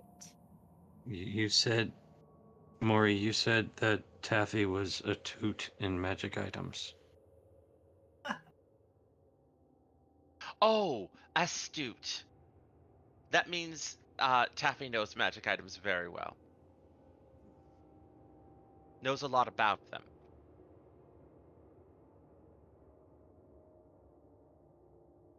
Okay. It's just it's a very fancy word in common. It's a borrowed word from Elvish, actually. Don't know Elvish. I'll be more than happy to teach you if you would like to learn. I'm learning. I want to say Ash is sitting on their bed and is just like holding the little butterfly ring and slightly whispering to it, and is using Find Familiar, and you all kind of just see the magic radiate from the ring, and forms into a small little ball of light that slowly takes shape into a little pixie. That it's a very, very just like all pixie features, but like short hair and everything like that. Regular pointed wings, and Ash is just right there going like, "Hey there, Silhouette. Good to see you again." And you all just kind of see like a small like little pixie that's just kind of like flying around him now. Oh, are we in the rooms or are we still in the common area? I would think we probably retreated to our rooms and maybe we're all hanging out in one of them. Okay, Just so well, that we can still talk. Yeah, to go Brought over the food with me, though. Yeah, I was thinking like to chat and go over the Mhm. idea of like what to do with the. Ashling is just making herself a very fluffed up bed and contemplating whether she's gonna doff her gear or keep it on. This is why I don't use armor. It's too much. Well, you're dragonborn. You have naturally tough skin. And she says that with a little bit of jealousy. But armor is very over cumbersome and everything, and it takes up too much room in all of your gear. She just stares at Ash, going, "Doesn't bother me." Would you like your armor cleaned? Don't touch, please. Oh, I'm not going to touch you. Nestles into her spot Okay. I pull out my flute and I start playing this very lovely melodic tune. Of course, I have to take the mask off to play it. No, wait. It's like a half mask. He starts playing the flute, and then I'm going to cast Prestidigitation and just, slough off all of the dirt and grime and sweat off of, like, all of the armor and the clothes. Even though Ashling's aware of magic, she's like very confused for a minute from being like the way that she was to all of a sudden being like pristine and clean. Oh, okay, thank you. I told you I wasn't going to touch you. Okay. She's still a little like startled by that, and she kind of like just scoots down more into her nest. I think that we should have watches, just in case anything happens. Oh, Are we can't all really in read one time. room or are we in separate rooms? Separate. I ain't Yeah, we're- staying with y'all. They are separate rooms. Okay. Separate There's separate rooms, but Yeah, in replying to more, you kind of just hear Ash go, I can't really read time like that. Oh. Do you enter a trance like I do? Wait, you said we need watches, Right. but A watch, as in one of us stays up for 3 hours and then while the rest sleep, and then oh, another stays up for 3 hours. I thought I you don't- were talking about how people make the small clocks on their wrists. A clock on someone's wrist? How in the world would you manage to make a clock that small? why not I just mean, look at the Don't sun? test me. I'm testing you, Taffy. I would love a clock the size of my wrist. That would be wonderful. I don't know how I would ever repay you, but please, if you could do that for me, I would be most appreciative. Maybe you should have let me touch the axe. This You is what I handle deserve. that axe? I deserve this. I didn't attune to it. You don't want that axe. I It's do cursed. want that axe. No, No, we do not want no, the you axe. don't want it. You don't want it. You I will read you lose the warning. control. You will lose control. If you attune to that axe, you will be unable to want to let it go. And I'm not talking about the desire you have now. I'm talking about even if you wanted to give it away, that choice will be taken away from you. And That's dumb. if you are in battle with it, you will not stop attacking even your allies until everything around you is dead. That's sad. I know. Hence I'm The one. very sorry. It is a powerful axe, and I'm sure, like all magic items, the curse could be removed, but I don't have that kind of magic. I just have the magic enough to warn you. So I'm gonna look at Taffy and say, so why do you want it? I don't want it anymore. But I can take first watch. I have a project I'm working on, and I'd like to go back to it. And I'll take second watch. I don't actually I just, like, need to knock sleep, on your but door? I do need to meditate. Yes, just knock on my door when your watch is done. Who would like third watch? Ashling's Ash. gonna go downstairs and she's gonna. Is there only one door in the inn? Going in and out. Other than the back door. She's going to go to. She's gonna. So there's only two doors? Yeah. So she's gonna go to both doors and she's gonna cast Alarm. And it says you set an alarm against unwanted intrusions. You choose a door, a window, or an area within. Oh, I can just. How big is the inn? The inn, it's pretty big. Is it 20-foot cube? Bigger than 20 Okay, feet. so she's gonna do the two doors then, and she's gonna until the spell ends, which it takes. Oh wait, never mind. Oh wait, duration 8 hours. It takes 1 minute to cast this. That's what it is. She's gonna until the spell ends, an alarm alerts you whenever a tiny or large creature touches or enters the warded area. When you cast a spell, you can designate creatures that won't set off the alarm. You can choose whether the alarm is mental or audible. If I would go with an audible alarm, and it produces a sound like of a handbell for 10 seconds within 60 feet. So she would be able to cast it, and if it's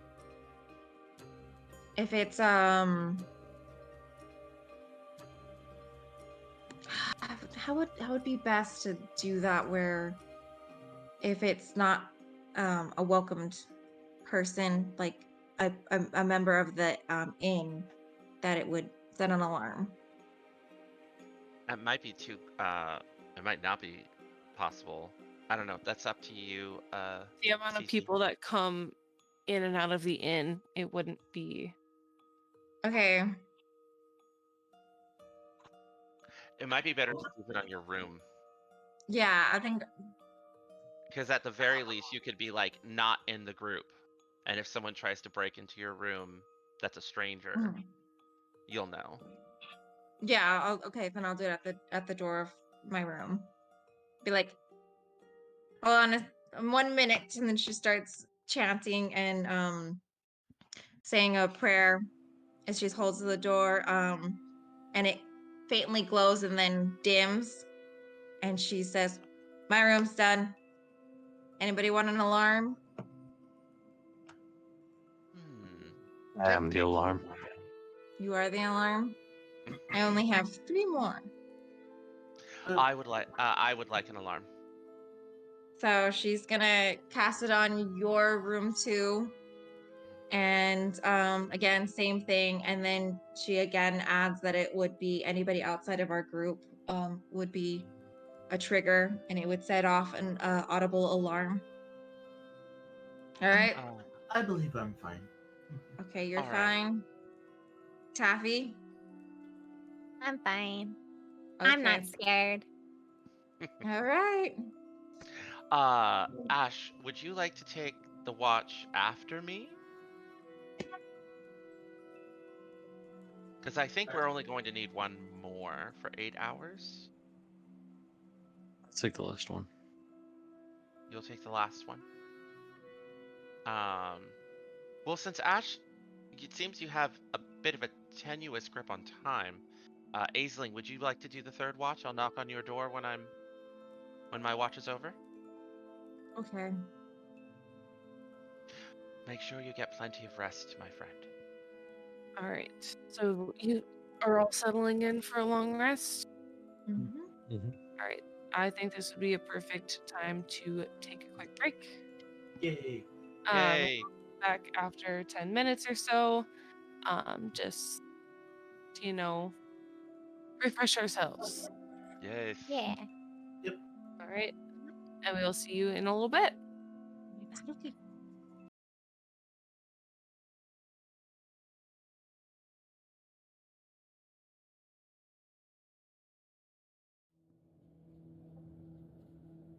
Alrighty, and welcome back, everybody. And we will tune back into our little story here.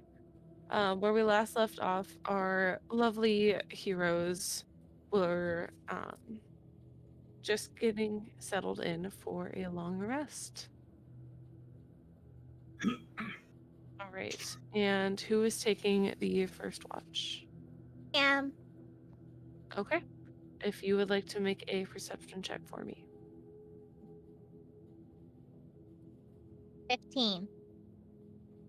All right, with the 15, you can hear Reister working downstairs.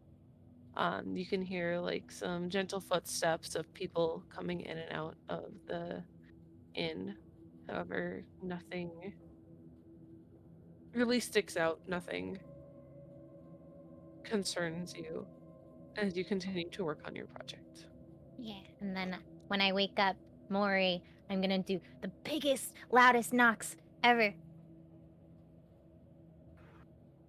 Oh, oh, oh, goodness. Your turn. Mm. Bye. Actually, no, that's not correct. It's more Oh. like,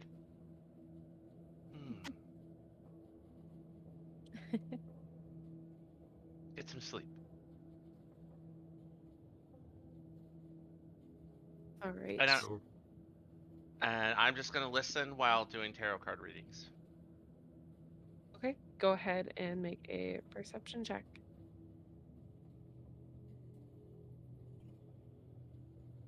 $19. All right, with the night slowly moving on, there seems to be carts moving through the street. There seems to be people, again, coming in and out of the inn, sort of just passing through, trying to just stop for a quick meal or a quick drink before they continue on their journey.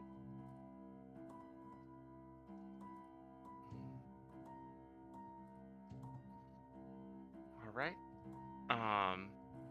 Once the time goes, I head over to Aisling's and just kind of knock, knock, knock, knock.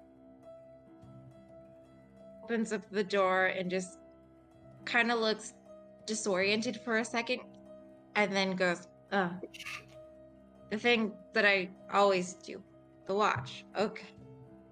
She goes down to, or she goes to where she is gonna just wait out, and she's gonna look for a dragon chess board. If she can find one, then she'll sit there and play with it. Oh, that's easy enough to find. Okay, she's They gonna have play one against sitting out. herself. And you see an older male sitting at the board just, would you like to play? Absolutely. She's excited and she sits down to play. It's the big bad evil guy. And just for that, I'm going to say roll a perception check with disadvantage if you're going to be playing the chess. Is a plus 3. That is 12. All right, as you are focusing in on this dragon chess game, you can still manage to hear a little bit of hustle and bustle during the evening as people were awoken by just some carts and some particularly loud travelers coming through, but overall, it seems to be a pretty normal evening. I was gonna make conversation with the guy and ask if anything interesting has happened other than the 2 zombies. Well, not really much goes on in this town. I've lived here all my life. I mean, back in the ages when that one guy came through with and defended the town, it's been calm ever since then. Like, we get some rowdy travelers, but I think one every guy. town does. You're talking about the guy from the temple with the big Yes. thing? Yes, his name was Learn on Guest. Learn on guest. She's gonna look for a piece of paper and to try and write it down and then give up and go, "Write, please." The name of the guy? Yes, please. Okay. And you watch as he shakenly writes it in kind of almost a fairly illegible handwriting. Here you go. Thank you. And I'm like, is that gonna be it for the watch? Is the 8 hours gonna be up? I believe Gallery said he was going to take the last watch. Okay. So she's gonna go up and knock on Gallery's door. Your turn. Okay. I'm just gonna sit in the hall with my back to my door and just listen. All right, make a perception check. Yes, ma'am. It's a neutral 1 for a total of 4. Gallery fell back asleep. I was gonna say, as you lean back on your door, it reminds you of the wooden floor, so you get yourself a little comfortable as your eyes roll back and you start to lightly snore.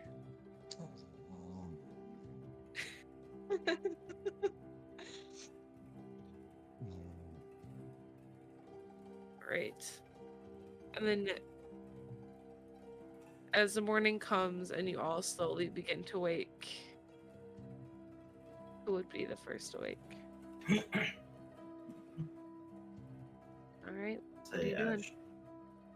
Ash is just like being a Kalishtar. They are just waking up, not really feeling anything because like they can't really dream or anything. So they just kind of get up and seeing as like no one else is up yet, just goes ahead and just goes down the hall, just like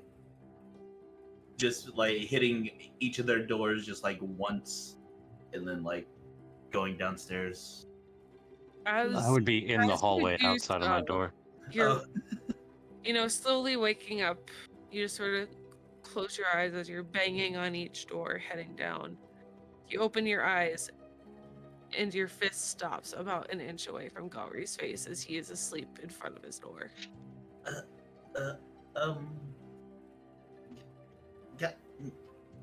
Gallery? And then like Ash is just right there, just trying to shake them. Gallery, wake up! It's morning.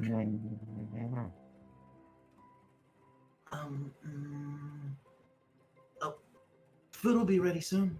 Huh? There we go. Food. Yeah. Did you fall asleep out here? No. Did you? No, I'm just waking up now. Should keep watch then. Keeps you awake. Food? Yes, we'll go eat in a bit. Anyway, hold on. And yeah, it goes feeling more woken up, just like goes ahead and like hits everyone's door one more time. You're muted. Sure, you're muted. Maury will slide out of the door looking like... you can't tell if they look refreshed because they're wearing that mask. Excuse me one moment, guys. I'll be right back. Mhm. You hear when you knock on my door, you hear up, and then a sound, and then I'm like, just a minute. She's like, she's gonna open her door and she's gonna have the piece of paper. I have a name. A name. Yeah, I was talking to a person while playing the dragon chest, and I asked him about the town and everything like that, and he said the person with the big axe that came in and defended, and this was the name. She hands it to Maury. Oh, this is the grandfather of the priest. Yes. And she's gonna scroll back down to the dragon chest because she now has found complete things. I'm gonna look at the name. Does it sound familiar to me from any like history books or anything like that? Go ahead and make just a general history check. Yeah. 14. It does ring a bell. As you were investigating the temple, you saw that name pop up, and you were sort of able to link the two together. Huh. All right. Well, this is definitely the name of the Axe's former owner. Ashling is only half listening now because she's doing the dragon chess.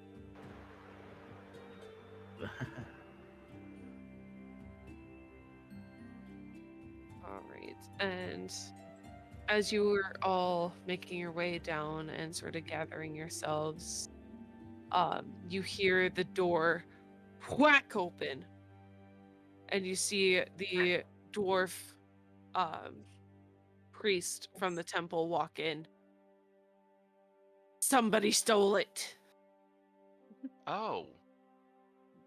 How shocking. Oh no. I'm gonna. You were the last to touch it. Yes. Does he have a hole in him? The priest? I'm gonna say this to Maury. Does he have a Does, what? does well, he said they'd have to go through him. You do notice that he is battered and his armor is dented and scratched, and there's just a little blood trickling from a cut in his cheek. All right. Did you see them? Did you recognize who it was? Were they Are you okay? strangers? You notice he starts to like cough up a little bit. He's like, I couldn't see them. It was dark. Ashling They is used gonna walk over and magical darkness. Ashling's gonna walk over and she's gonna lay hands. How much damage did he take of his thing?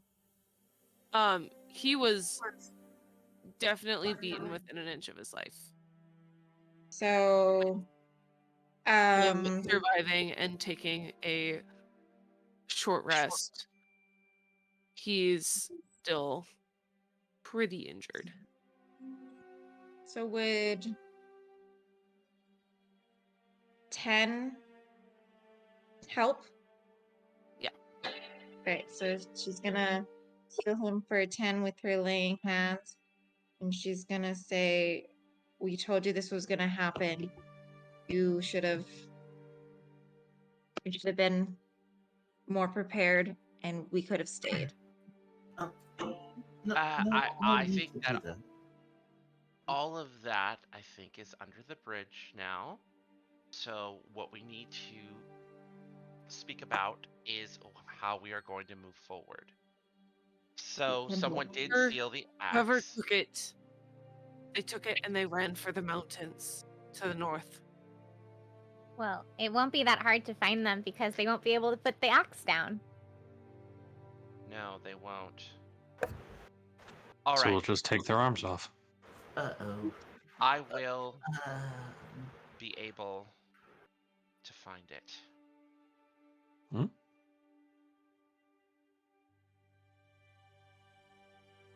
New All right. magic? Do we have a map of the mountain? He pulls out Can the someone Queen give of us one? Wands, focuses, and I'm going to cast Locate Object. Remind me of what the spell does. Oh, I am on the way. Oh, I'm so excited I get to use this. I never get to use this spell. Alright, so, describe or name an object that is familiar to you. The Berserker Axe. You sense the direction of the object's location as long as the object is within 1,000 feet of you. If the object is in motion, you know the direction of the movement. I'm just gonna say it's further than 1,000 feet. How long does that Excellent. spell last? Oh, it lasts up to 10 minutes.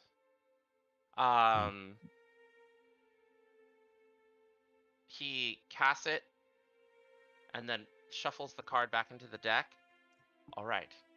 It is more than 1,000 feet away. He said the mountain, so I guess we're going to the mountain. Never been to a mountain before. What's it like? Big rocks. Wait. Why do we think that it was taken to the mountains? He just said they ran to the mountains. Oh. Sorry, I was casting the spell. You see both Ash and Ashley just literally point at him and go, because he just said. Oh. I Sorry. mean, he wasn't speaking Dwarvish. He was speaking Right. common. we are going to go begin heading to the mountains and see if we can retrieve it. Okay. Please. We have a I'll map give of the you- mountain. And you can tell he's like emotional about it, granted being that it is a holy relic and a family heirloom. I'll give you 100 gold apiece. Please just bring it back. All right, let's get on the move. Thought you weren't Map, supposed to touch map, we it. need map. As Map, long as map it's right not here. attuned to, that is what we need to worry about. No attunement, but we can touch it. Well, and he said that we can't touch it, so Well, I we can mean, offer he has if to you're- change his rules if he wants us to We're get it gonna for him. have to bring it back. So we're Which- gonna what- have to touch it, Taffy. You can touch it when we have to Right. bring it back. I'm just saying he told us not to, so he has to, take that back. Okay, Maureen. Daffy, tell me- this is a very serious situation. I'm so sorry. We are going to go procure this for you. Come on, Taffy. You can hold it Yeah. on the way back. I'm gonna make Snickerdoodle carry it. Okay, make Snickerdoodle carry it. Okay. We need a One map. snickerdoodle. Snickerdoodle is the new teddy bear that is following me now. My new homunculus servant. Shit. We're gonna get breakfast to go. Okay. And then head off to the mountains as quickly as we can. Ashley That's is gonna easy be enough. upset that we don't have a map. Why do you need a map? It's the big rocks over there. But there might be things in the mountain that are on the map. So make a map while we go. I Oh. don't draw. You see Ash reach into their coats or their kimono robe and everything. Is like, oh, I can make a map for us as we go along. Thank you, Ash. Literally cartographer tools. Very nice. Love See, now we can have a map. We won't know what's on the map until we get to it, but we'll have a map. Right. I'll have a map for the way back. This is true. Smart thinking. Smart thinking. Over. Quite smart thinking. I get that a Off we lot. go. We're all right there nodding and saying it's a good idea. Mhm. All right, off we go. Mm-hmm. You go. It's a Taffy, wild, I like dusty your new- yonder. Taffy, I like your new friend. They're very Thank- cute. Don't touch them. I won't. Hmm. Are they an axe? Mhm. No, they're a bear. What Well, do there's they do? Lots of things. You're just gonna have to see. You said that Hmm. small towns were a good place for experimenting. Astute. Yes! You used the elvish word. Is it an elvish word or is it a common? Oh, What's it's a the common elvish word word? that comes from elvish. What's the elvish equivalent? Stop lollygagging. Let's go. Oh, yes, of Coming. course. Okay, let's go. All right, and we are hustling. All right. Easy enough. You guys managed to. I say you would be able to grab a cart, the cart that you rolled into town on, and Joyride. use that to make your way towards the mountains. As you do so, you're trekking through dirt and mud and, trying to weave your way through the forests that are at the base of such mountains. Who would be guiding the cart? Oh, let's see here. Okay. Me. Oh, Taffy. I want to drive. All right. Can you go ahead and roll me? Just God, what would it be? I'm gonna be sitting next to Taffy, just watching the road. Navigator. Just survival check. Mhm. Mm. That's a 14. All right, you managed to keep it on relatively clean paths, and although you hit a few bumps here and there, the cart, manages to stay together. Then, is there anything else anybody else would like to be doing? I'm scanning the road ahead of us as she's driving for anything out of the ordinary. Okay, go ahead and make a perception check. Do this one. 13 plus 3 is 16. You notice that this individual also managed to have a cart. However, the tracks are a little bit lighter, so it seems to be a smaller of a cart. Okay. I'm gonna relay that message to the people in the back.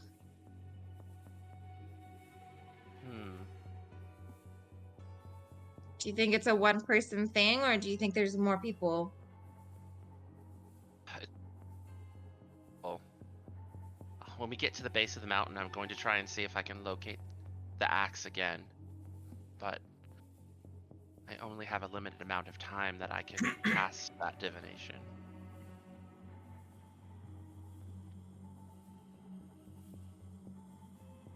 Yeah, sitting in the back of the car, Ash is just kind of like right there, like just drawing out a map as we're just riding along and everything.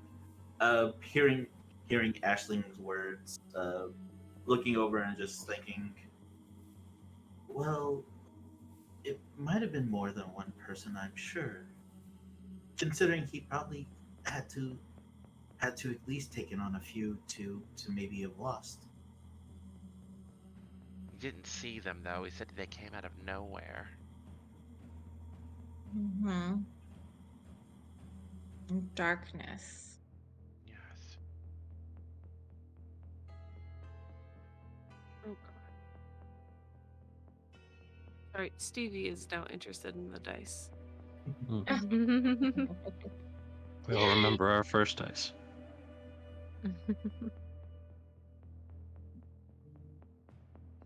Alrighty. Do we see anything else as we go along? Oh my god, she rolled a natural 1. Hold on. Uh-oh.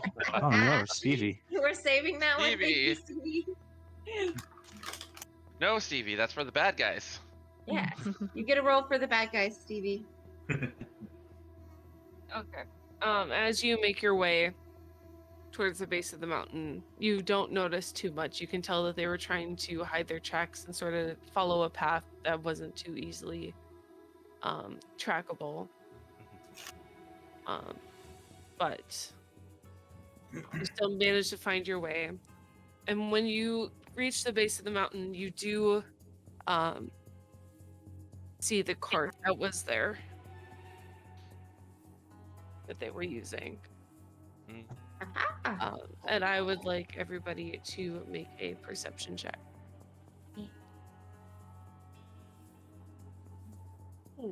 That's a dirty 20. Perception. 9. Dirty 20. Dang. 17. 24. Nice. So Very basically, nice. everybody except Taffy notices what looks to be a blanket of woven grass and leaves laying over top of a part of the mountain, which seems to be covering an opening. Can I slash at it? There. Yeah, go for it. Do I have to roll anything, or is I just gonna slash at it? I would roll for it. It's not that hard of a. So, it's just a roll, or is it Yeah, just an tackle. natural 20? Perfect. You just whoosh, just slash right through it, completely carving an opening. in what was this blanket of grass and sticks and leaves. Ha. All What's right. that? And I'm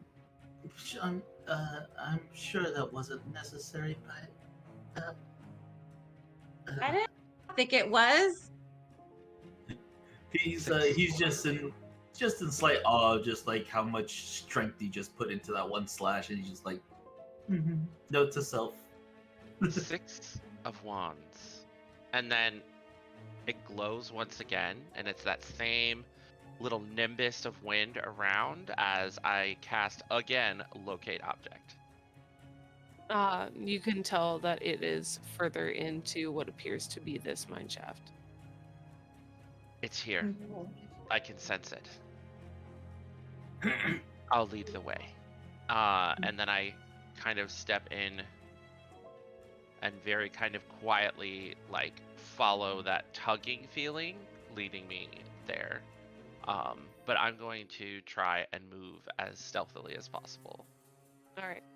For those who are going in and trying to be stealthy, please roll a stealth check.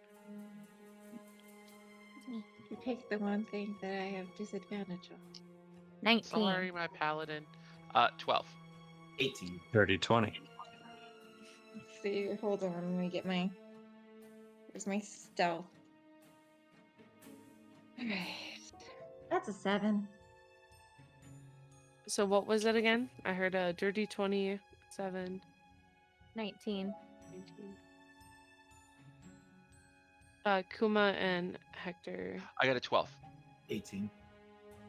All right, you guys seem to move down quietly, believing that you are quiet enough to not arise suspicion.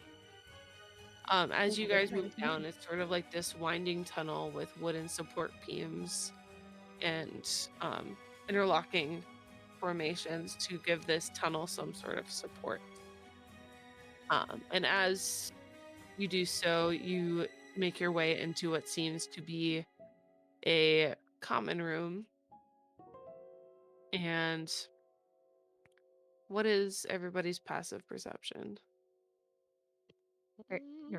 13. 12. Hold on. 14. That's a perception. 13. 14. All right. So you guys managed to hear this sort of clanking sound coming from within this common area. Flanking like suits of armor or like blacksmith. That just fell. Sort of like armor and like a rattling noise. And it's coming from where? The room in front of you. And we're currently in a common area, like a common room, You came down a tunnel and there it opens up into this common area. and that's where the clanking sound is coming from.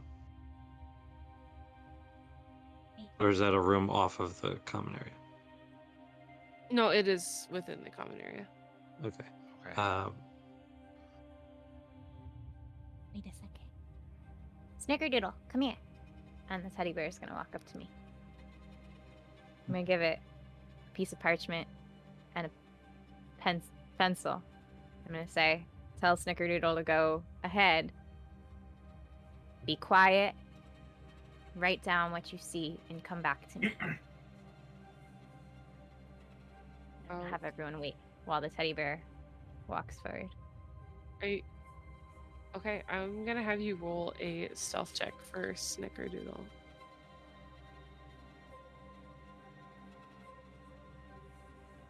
Awesome. Come on. Oh, it has a +4 to stealth. Oh. Woot, woot. 17. Nice. All right. It barely makes a sound with the stuffed feet that it has, just sort of shuffling along. Squeak, squeak, squeak, squeak. You hear the clanking and shuddering noise, sort of pause for a second.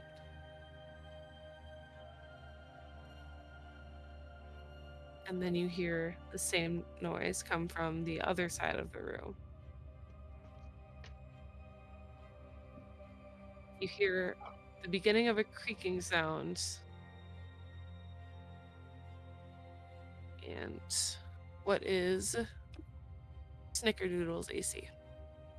Oh no. It Oh, no. is 13. Okay, so that was an 18 to hit. Ah! No, Snickerdoodle. We got like what? And it takes 6 points of piercing damage He's still as an alive. arrow Oh yeah. rips through its stuffing. Snickerdoodle. Still alive.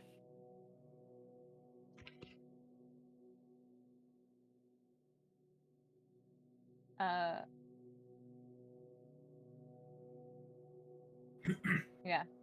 Yep. Still alive. And so he's still standing. Mhm. You just hear the clankings and shuddering sort of start to get a little bit closer as they're confused and trying to figure out what is this entering the area. Can we see this happen? Or did Snickerdoodle walk far enough that we don't see this? You didn't see what shot at him, but you saw the arrow go Poof of through stuffing. and stuffing out, puff out the other side. Ash goes over to Taffy. He's like, Taffy, go ahead and bring your friend back. He's supposed to come back. I have an idea. Silhouette, are you still there? And Silhouette is being a pixie. They can actually go invisible. And just like sitting on his shoulder, you see just like the pixie materialize and everything, sitting right there, just go like, mm-hmm. Do you think you can use your trick and help us find out what's up ahead for us, please? And a simple bow, and you all just see her disappear again, and just starts flying towards that direction. She has 30 feet. Yeah, 30 feet flying. Okay. Are you able to roll a perception check for her? Yes, she has a +2. Yep. Yeah, wisdom.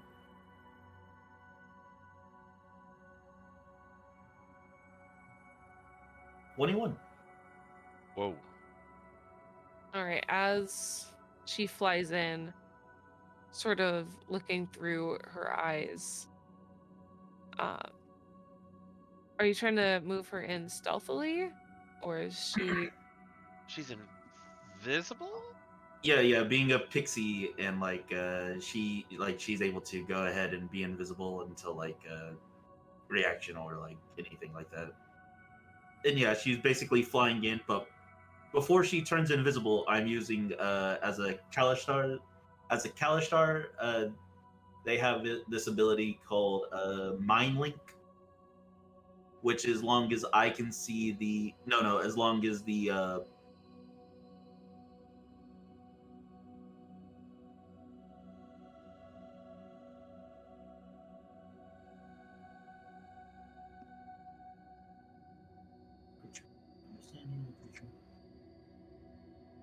okay, as long as they're within 50 feet. Okay, yeah. As long as they're within 50 feet of me, I am basically telepathically communicating with them. Okay. As she moves forward and starts to bring more light, as she's describing what she's seeing to you, she spots 2 skeletons closest to the vicinity, and it seems like one of them had a short bow as they were just sort of resting it down after taking the shot. And you can start to hear moans and groans from behind them. Ash goes ahead and relays everything to everybody and tells Silhouette to come back, and says that the two skeletons are beyond like our sight, so we should be cautious.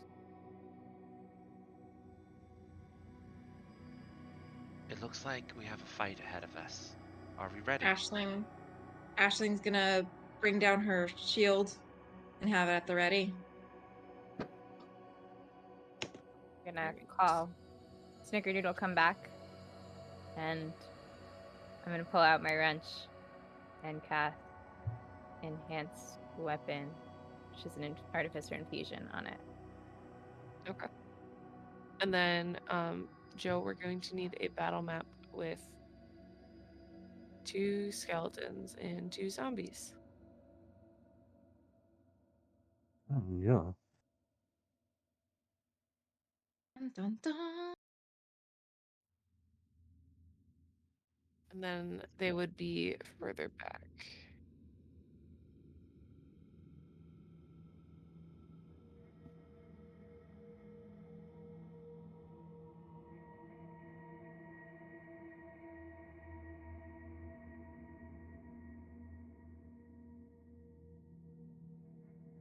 Towards the back of the room. And then the zombies shortly behind them.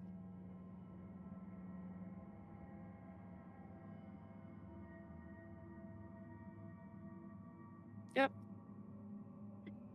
Excuse me. All right. And then if there's anything anybody else would like to do before we roll initiative. Mm. I put Snickerdoodle back in my bag and say, "Stay there." All And right. Silhouette just comes back over to Ash's shoulder and just disappears. Ashling reminds everybody to stay close. As close as possible. Same. All right. All right. Then I would like everybody to roll initiative. Here we go. Yay! Oh my gosh, Nat again. 20. Yes. Dirty 20. Did better this time, but not that much. I also got a nat 20. Yeah. What a waste, right? 18. Oh. Jem, what's your total after the modifier? 21. That's also mine. Rollies.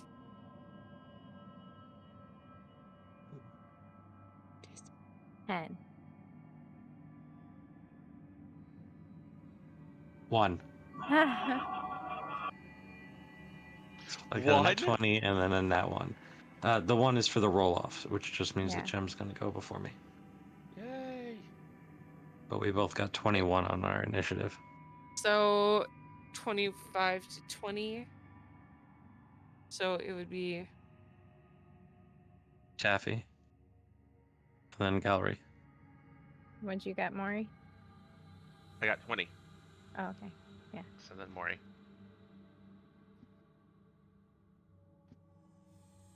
20 to 15. 18.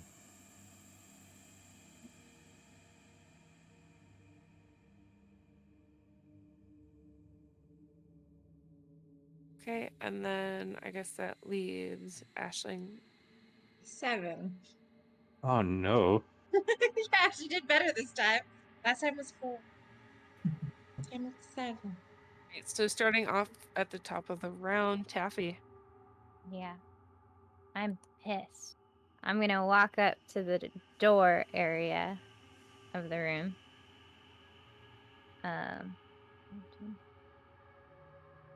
What? How much movement was that? Okay. Well, I'm going to stay there. And I'm going to cast a firebolt at the one I see clearest. That one. Yes. Okay, go ahead and make your attack roll.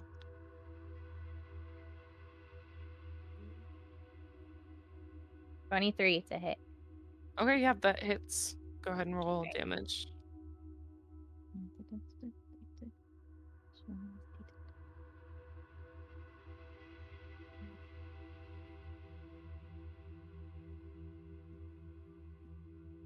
That takes 6 damage.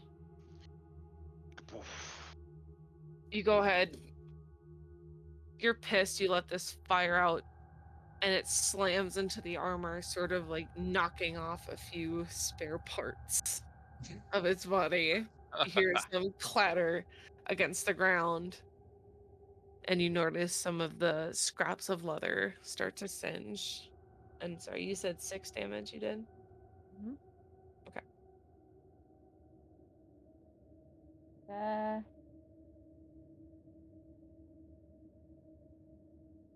um,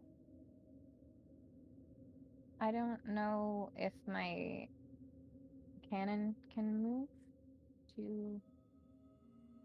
I'm trying to read if it can move on my turn.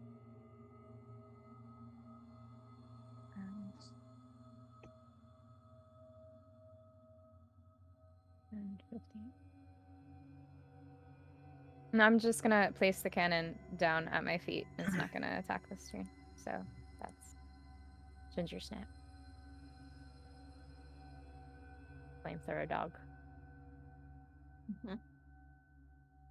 And that'll be Just my turn. dog. Okay.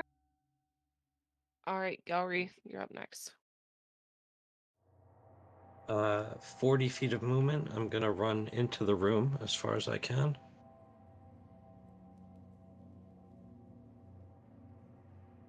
Perfect. And I'm going to rage, which means another dex save from one of them, please. Yeah, no, that was a natural 5. Awesome. Which means he takes the full d6 of lightning damage. Just 3 points of lightning damage. Wow. All right. And then 2 swings of my longsword. All right, go for it. To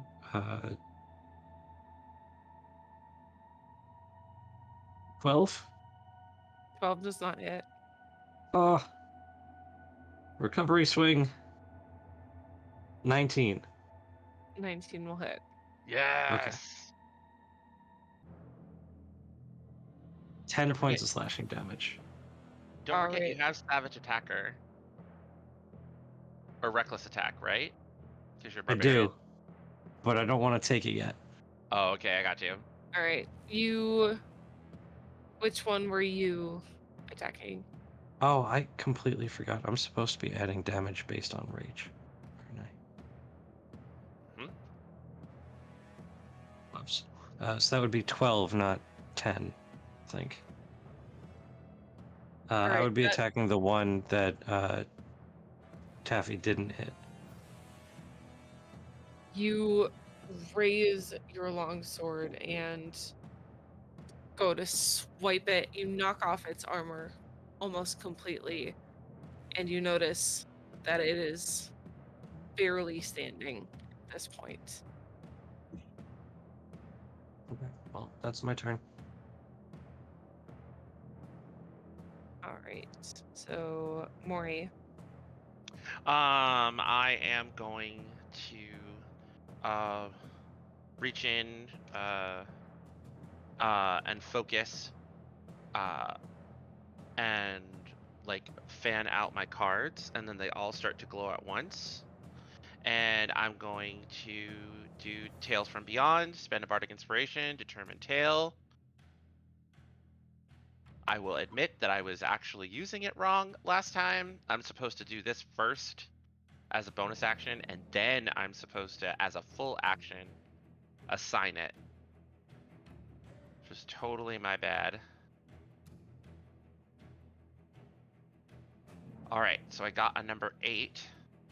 An 8 on the chart is Tail of the Phantom. The target becomes invisible until the end of its next turn, or until it hits a creature with an attack. If the target hits a creature with an attack during this invisibility, the creature it hits takes necrotic damage equal to a roll of your Bardic Inspiration die and is frightened of the target until the end of the frightened creature's turn.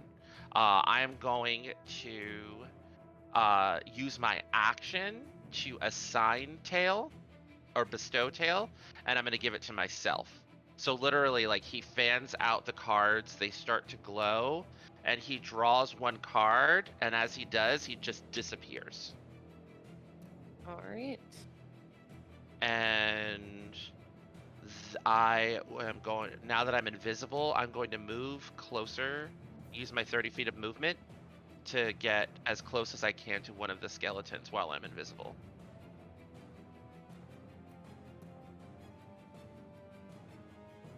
And that's my turn.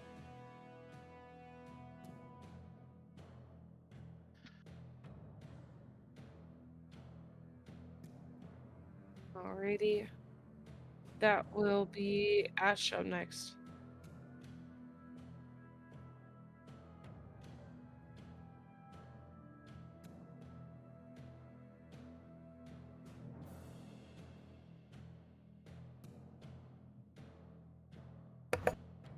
Sorry. Yeah, with 30 feet movement, Ash is gonna go ahead and maybe get, I guess, behind Mori, I would say.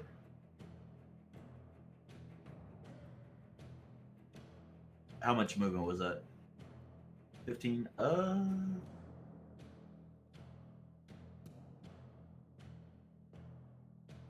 Go ahead and put him on the this one more on the side of Mori.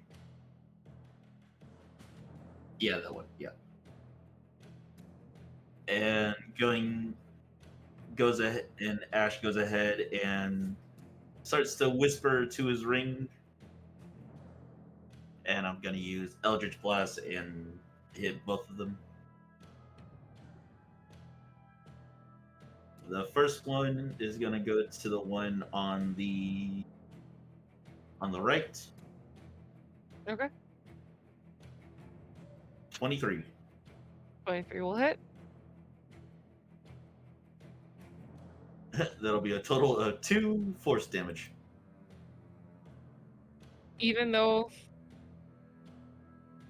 it is only 2 force damage, you completely obliterate skeleton to the right. That one. Yeah. All right, here comes the second one. 17. 17 will hit. Wow, 2 again. It's still standing. Mm-hmm. Again, you just hear some clattering of shrapnel. All right, yeah, that'll be my turn. All right. And as you guys are doing this, you see from the back of the room fog starts to roll in, and you hear a voice going, "Now, why don't you like my little friends?"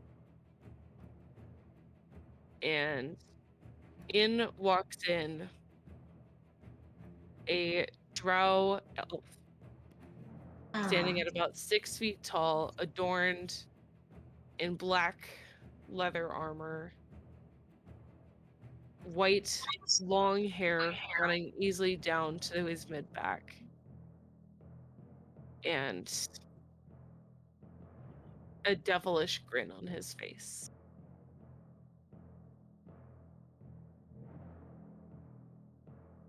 And he is going to cast magic missile at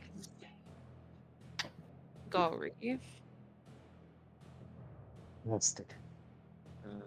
Give me 1 second here.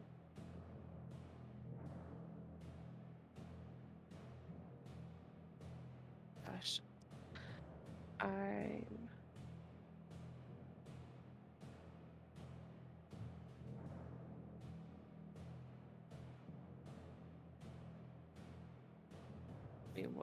apologize.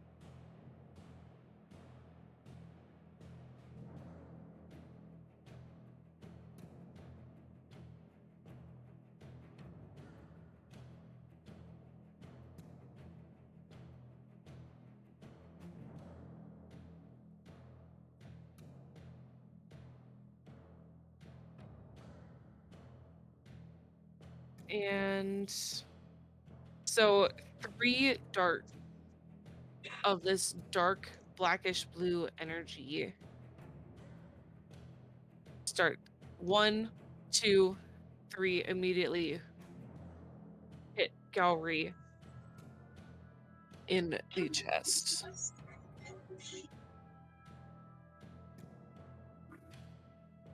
Three,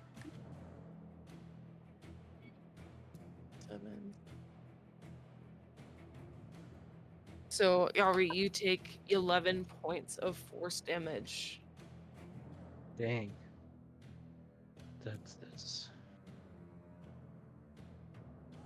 That's not fun. And with that, he lets out this laugh that echoes throughout the chamber. I can't believe you just believe everything they tell you. And that will be the end of his turn. Which means the zombies are next. And you notice, if anybody wants to make a perception check real quick. Me. Oh yeah. I just got punched in the face with something I couldn't see. Oh, 6. Ooh, sweet. 19 on the perception. 11. All right, so Ash, you notice one of these zombies is short and stout, wearing a very similar armor to which you saw the priest from the temple wearing. Uh-oh. However, this zombie has longer beard, which is grayed, and grayish hair.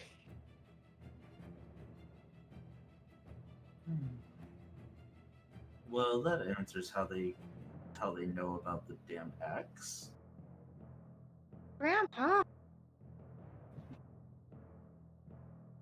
And one of the zombies, 20 feet of movement, is going to walk up to,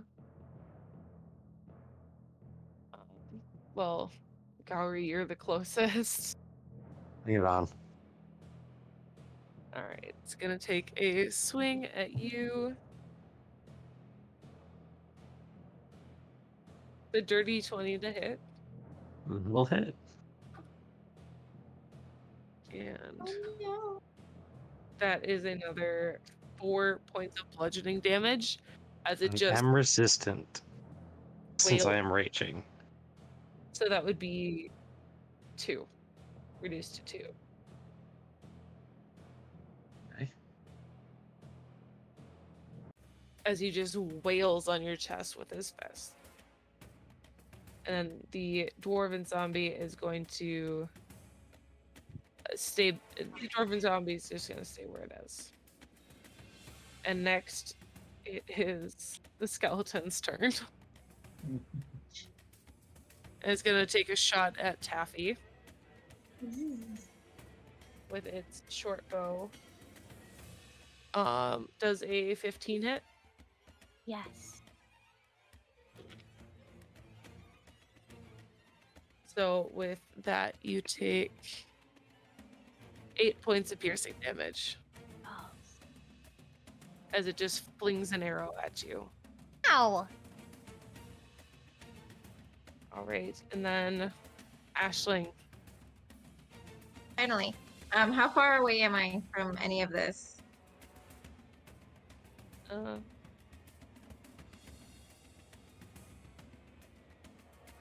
Okay, bring me up to the 30 feet of movement. And let's see, what can I do?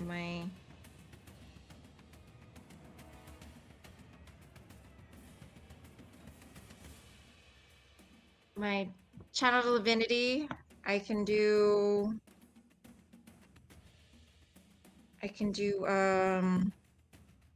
the actual planar. As an action, you present your holy symbol, and each this would be like a fey or fiend. So we have the drow, which is a fae. Must make a wisdom saving throw of 14. On a failed save, the creature is turned for 1 minute or until it takes damage. As a turn, creature must spend its turn trying to move away as far from me as possible. And it cannot unwillingly end its turn. And so it has to use dash or try to escape from the effects. So So what was the DC? 14. Wisdom saving throw. That is a dirty 20. That is as much as I can do because I'm too far away. But at least I'm close to my people. All right, and back of the round, top of the round is Taffy. All I'll be right. right back. I have to get something. I am going to move towards the wall to the left where I can see the drow and the two on the left.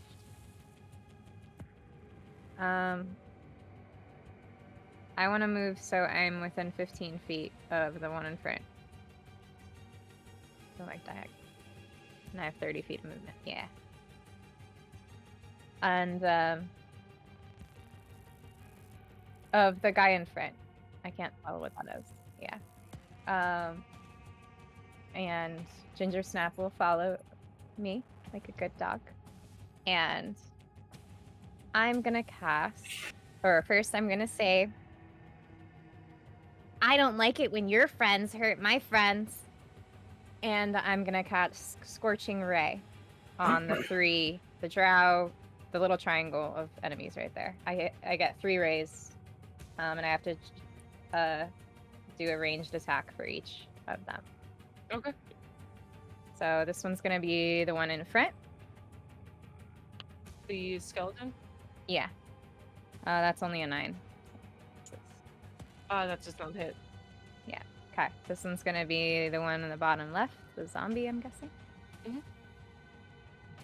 Zombie. That is a dirty 20. That'll hit.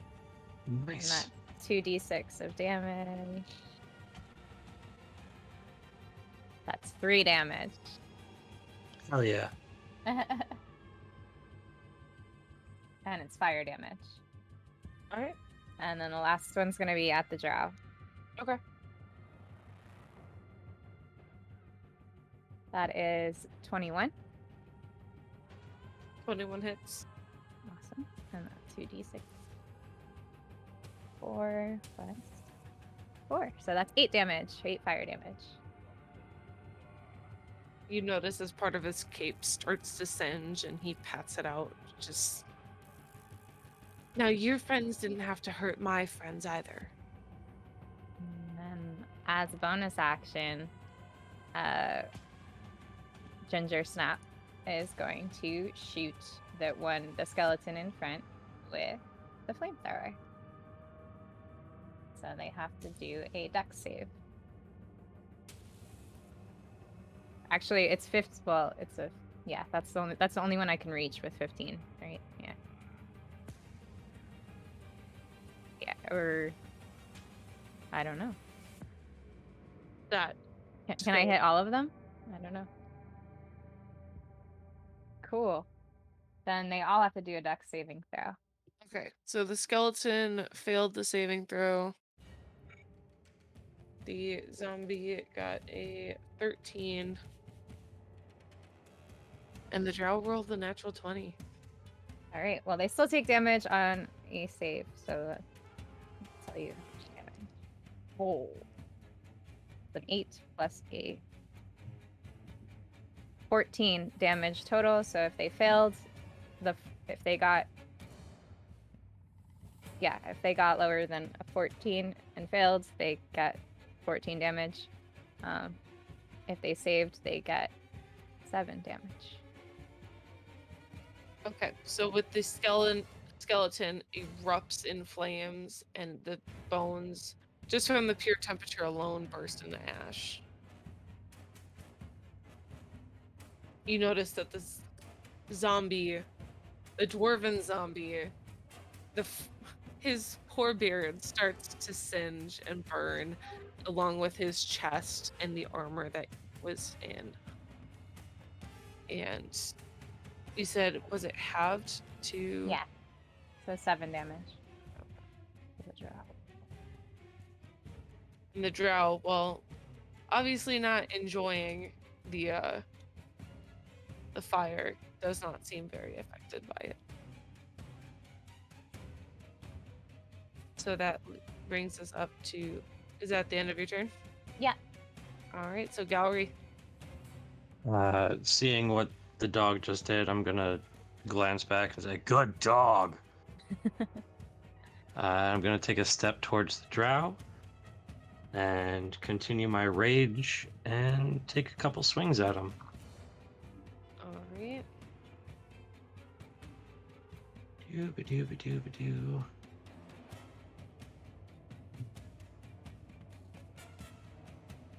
Does a 26 hit?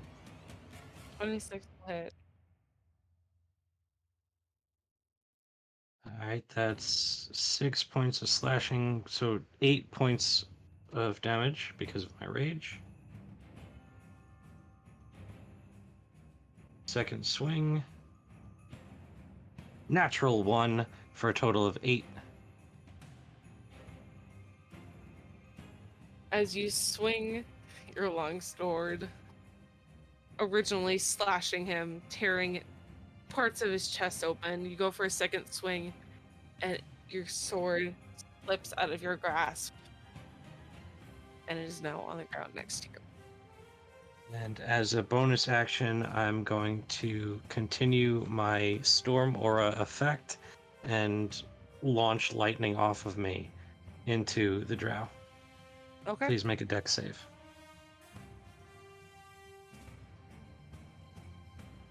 That would be a 14. DC was 13, so he's fine. But he takes half damage. Which would be... Halved would be 2 points of lightning damage. Alright. And then will that be the end of your turn? If I can't pick up my sword, yeah.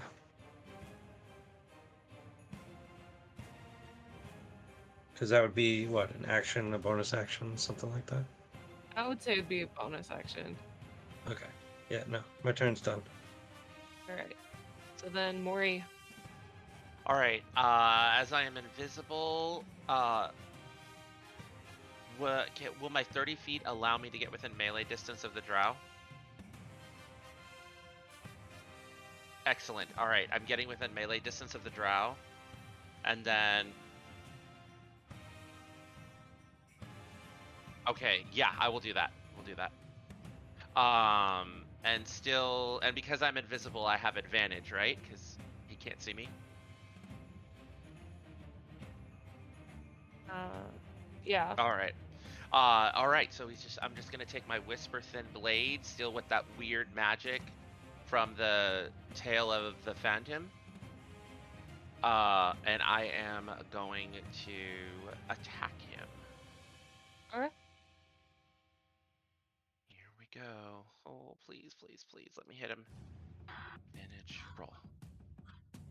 Come on, come on, come on, come on. Oh no! Oh, 11 does not hit. 11 does not hit. No, 11 does not hit. 11 should hit anyway. So terrible. Okay. Then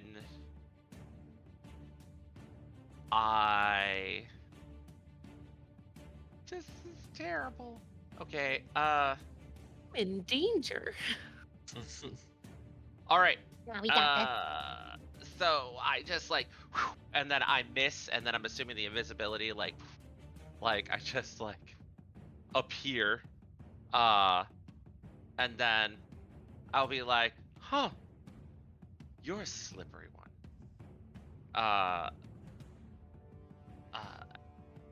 But I assure you, your days are limited. Aisling, handle him. And I'm going to use my bonus action to give Aisling a bardic inspiration. Ooh. And that'll be the end of my turn. All right. Aisling, you can add a d8 to one ability check, attack roll, or saving throw. I also have magical inspiration, which means if you have an inspiration die and you cast a spell that restores hit points or deals damage, you can roll that die and choose a target affected by the spell. Add the number rolled as a bonus to the hit points gained or damage dealt. Cool. Thank you. You're welcome. It's the least I can do considering I missed on my super cool attack. No. All right. Hope I get to attack. After Mori is Ash. All right. Ash, seeing that there is still one more zombie, and the one at the far distance besides the drow is the. Okay, that one's also a zombie. That's the one that's the priest. You said, right? It's a dwarven. Oh yeah, the dwarven priest. Grandfather. Yeah. Yeah. All right then. I also forgot that my pixie gets to make an initiative, but I'm okay with saying like the pixie can go like after my turn and everything like that. Yeah. Okay then. For my move then, because it does say like they move on they can do their own independent thing, but still obey my command and things like that. But for this, still gonna do the same thing of attacking with Eldritch Blast and splitting it between the zombie that's closest and the one that's at the far by the drow. Okay. Go ahead and roll your attacks. This will be the fun. This will be the one for the closest. That's a 10. 10 will hit. Oh, sweet. Hits this thing? For a total of 9. Okay. God damn.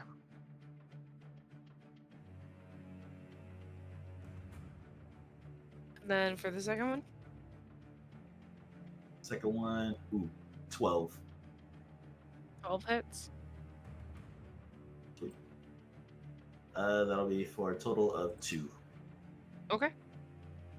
And as it goes to the pixie's turn, Ash actually says to Ashling that to take care of the little ones first, because the drow is already occupied by Grimly Gallery.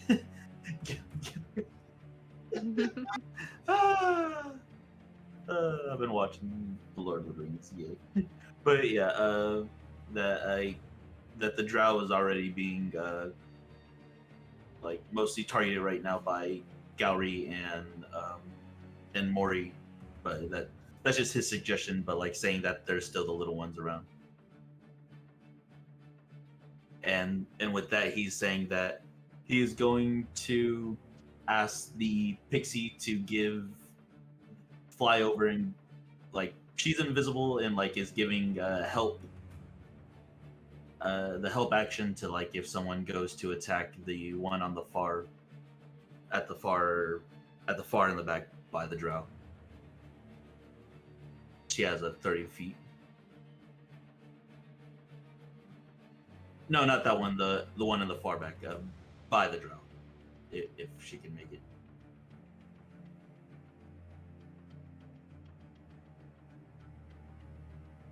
Yep. Yeah, she's kind of just like flying invisible around it. Alright. Anything else? Nope. That'll be everything. Alright. It is now the necromancer's turn. And seeing that he is surrounded, he lets out another laugh, just being like, you guys really need to think before you act. And he is going to cast Circle of Death. So each character within a 60-foot radius. I am using a reaction to counterspell that. What level? 3, because yeah, that's the only level I can go at. Yeah, that's good. That was gonna be my question. This is a 6th level spell. All right, then. So I gotta roll. Ooh. Roll high. Roll real high. Okay, the DC Oh, equals. really high. All right, I'm back. You said it's a 6th level spell. It's a 6th level spell, yes. Okay, so that'll be a DC of 16. Okay, so I gotta be. Peace.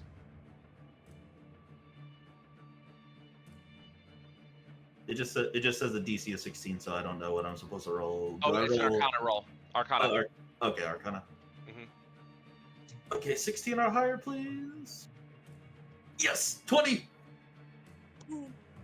Oh.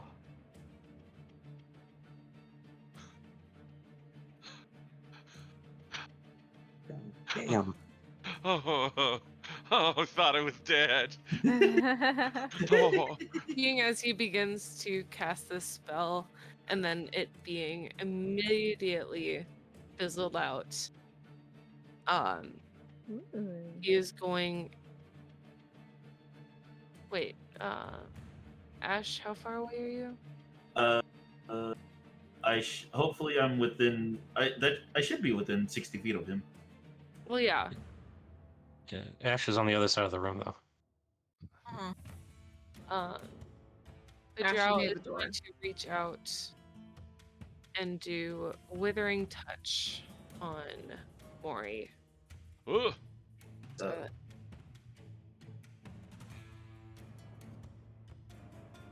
Gonna be a 22 to hit. Oh, unfortunately that hits. Alright, and then that is 5 points of necrotic damage. How many? 5. 5. Whoa. Alright. And then that is going to be the end of his turn. It is now the zombie's turn. And then the zombie next to Gallery is going to swing at him. That is a natural 20. Ooh. Will hit. Alright.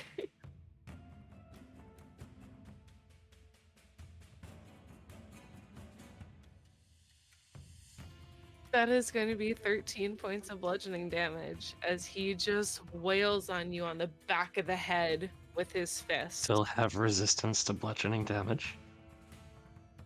So that will It's only 6. 6. So have to 6 points of damage. And then the other one is going to walk up to Gallery as well. And take a swing at him. So the dwarven zombie.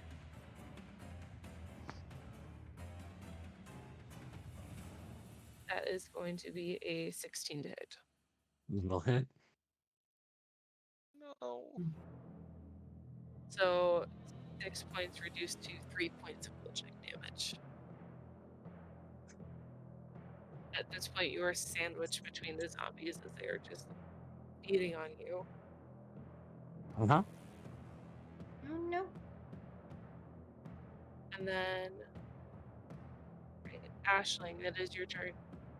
Alright, I'm gonna go after the zombie that hit Gallery in the back of the head, and I'm going to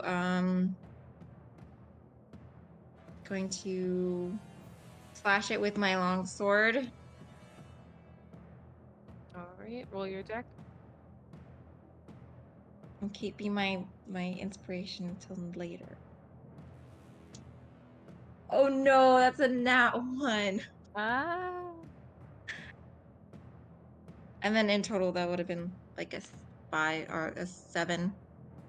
Which does not hit. I You go to know. slash it, and your sword managed is to find a crack within the floor, and it gets stuck. All right. Well, I think I have a bonus action. Don't you have a second I can- attack? I have a second attack.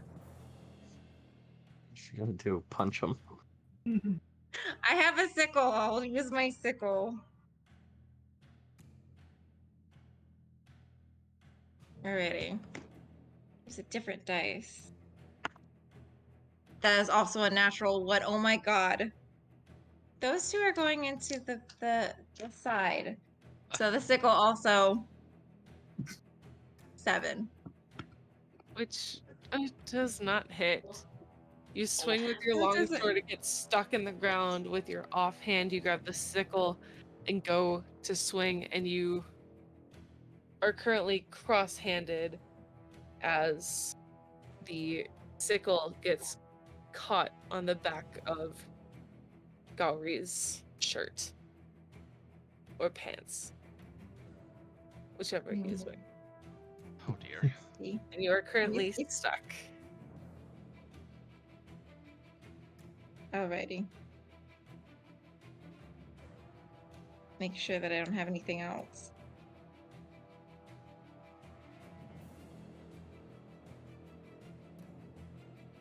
I don't think I have anything else, so that's going to be the end of that. Right, that puts us at the top of the round with Taffy. All right.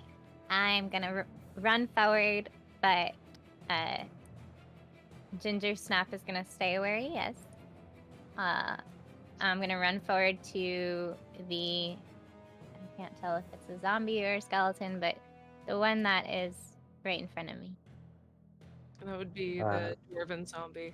Yeah, I'm gonna run to that one and attack it with my giant wrench. You have advantage. Yes. You have Nice. advantage because the pixie is was giving help whoever is going to attack that one. Cool. And I'm gonna hit it. Go for it. Hit it. Ah, show them. Actually hit it.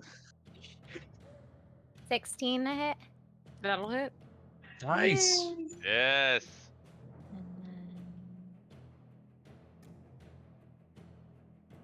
It's 5 damage. You whack it. Even though you are small, you manage to jump up and just rail it on the head, smashing it down and then leaving it into a pile of mush on the floor. Ooh, Oh. good.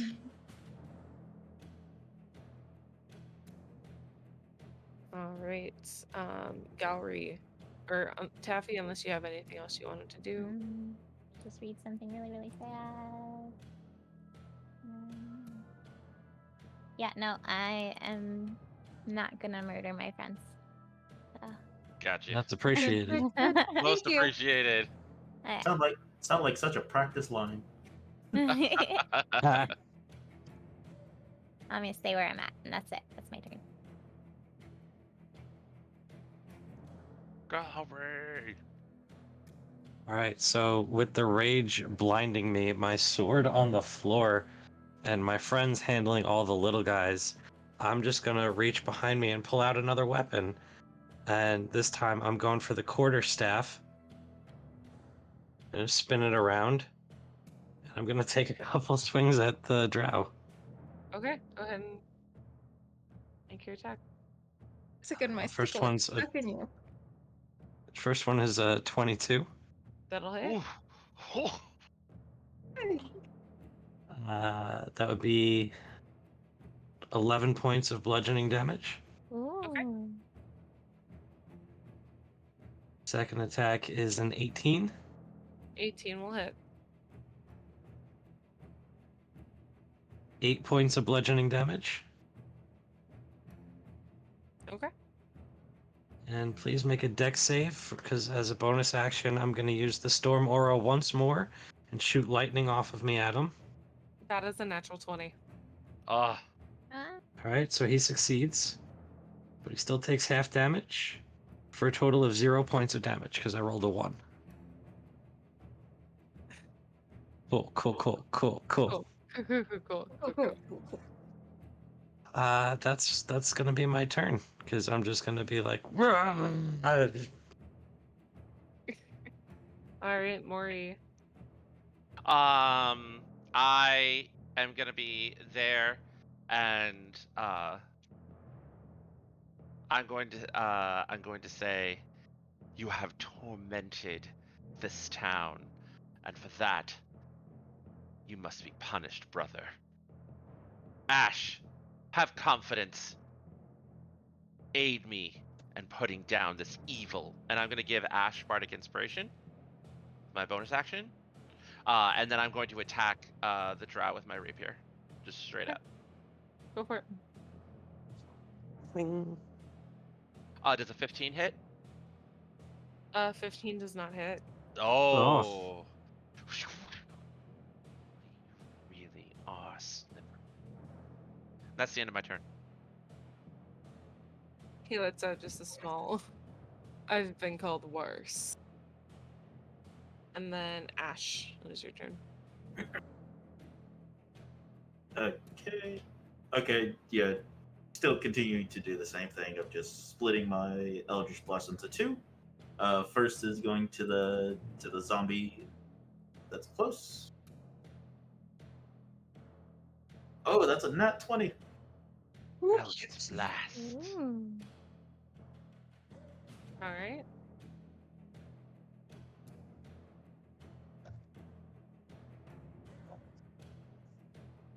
Hold on. 8 and okay, so that'll be a total of damn, let's go. 17 force damage. All right. With that, you completely obliterate it. Yeah. Yeah. Okay, Let's go. Here goes Let's go. the second one at the drow. Okay. What? Another nat 20? Ah! Hey, You should use your magical inspiration and double that damage. Yeah, okay, yeah, I'll do that for this. Alright, so for damage, we got 8. So that'll be 15, and yeah, I'll add the. It's a D8, right? It's a D8, but it would be 2D8 because it's double dice. Unless you guys have different house rules for crits, I'm not sure. For an inspiration dice, I would not. Okay. So Oh, okay. All right, so that's so far that's 15 in total, and now with the D8, 7. So that'll be a total of 22 force damage. Nice. very nice.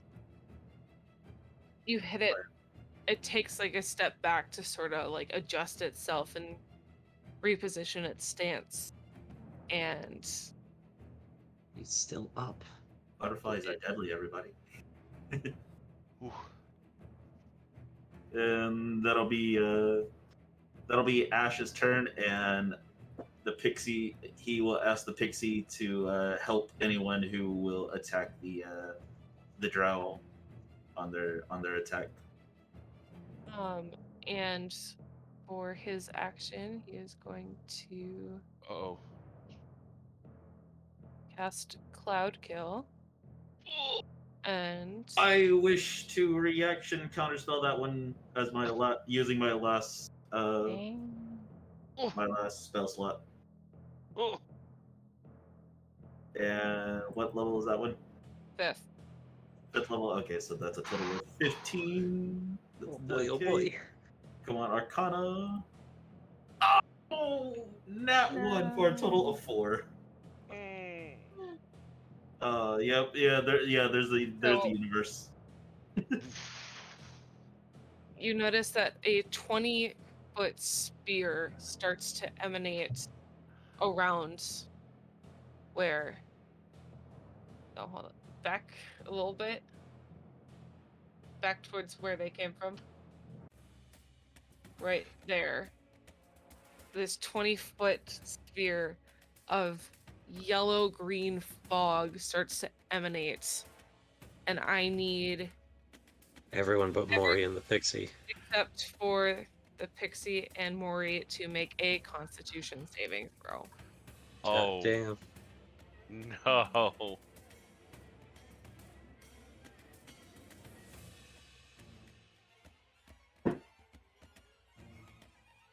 Got me sweating over here. 24. 8. Oh no. 11. I heard an 8 and 11. A what? 24. Okay, 24 succeeds. And Ash got 18.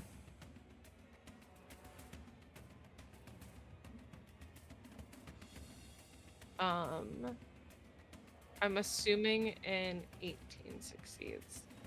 But even with that, you take half damage.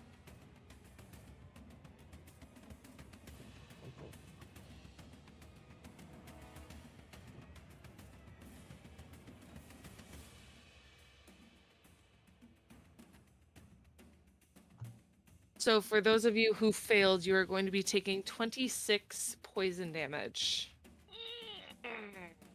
And those of you who've saved, going to be 13 points. Alright. As a reaction, I'm gonna cast shield. Oh, that's I only don't think for shield can attacks. save you from that. Okay. Oh no, it doesn't. It saves my next turn. Ah, Oh, I got you. No, gem genius. I didn't even think about that. Huh? Well, because shield lasts a whole turn, so even though it's brilliant. It's like an AC boost that only lasts a turn. So if there's any other crazy things that happen, Oh. Okay. Taffy will have like Fair. that extra AC. It's not helping now. It's for later. Yeah. For So- later. then, wait, well, all the zombies are gone. Oh wait, Wait, you said it was poison? Yes. Mhm. I'm resistant to poison. So what does that So mean? it would be halved. All right. two. So what was just the total? So it'd be 13. All right. Cool. And then when a creature starts its turn within that sphere, it must make a Constitution saving throw, or it will take more damage. Cool. And Ashling, it Ah. is your turn. Do Constitution saving throw. All right. That is 16 for a Constitution saving throw.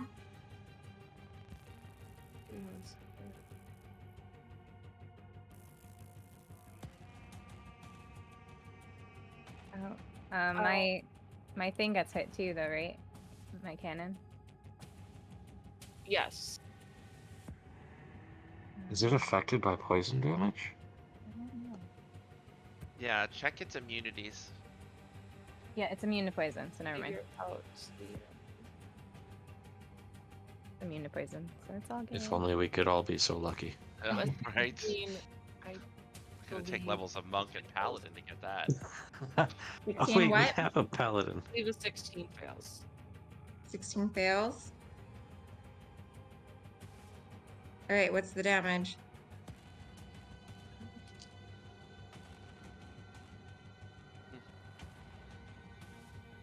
That's going to be 22 poison damage. She's Oh. down. Whoa. Oh no. She's down. As you breathe and inhale, your lungs and your esophagus and your mouth just begins to burn as you begin to suffocate, and you just, with losing consciousness, collapse and hit the ground.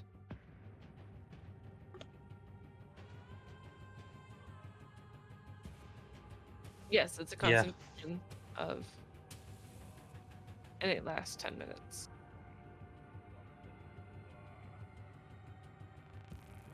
Oh dear. Okay, so that brings us to Taffy.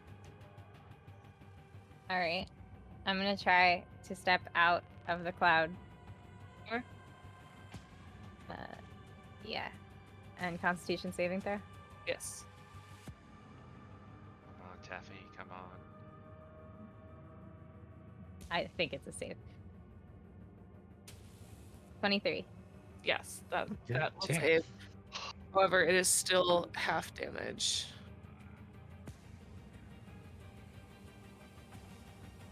Start of the turn. Start of the Sorry. turn. Yeah. It is Yeah. brutal. This is very brutal. But I think it would be halved and halved because you are resistant. So Resistant. it would Yeah. only be 7 points of poison damage. Alright. This is Taffy coming out. And just because I'm blind, who is in front? Oh, who is next to the drow right now?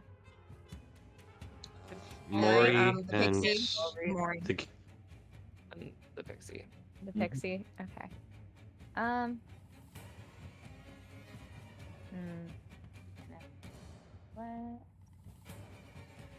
Let's see. I am going to cast Scorching Ray at the drow, and all 3 beams right at him. Okay. I'm upset. You're gonna Yeah. scorch your own people? Yes. No, it won't hit them. 3 concentration checks. Well, no, Scorching Ray, I have Or- to shoot it. It's ranged attack. First one's Mm. with advantage with the pixie's help. Okay. And don't forget, Taffy, you do have a D8 Bardic Inspiration, I think, from that I gave you. 15 with advantage. 15 does not hit. Second Ray.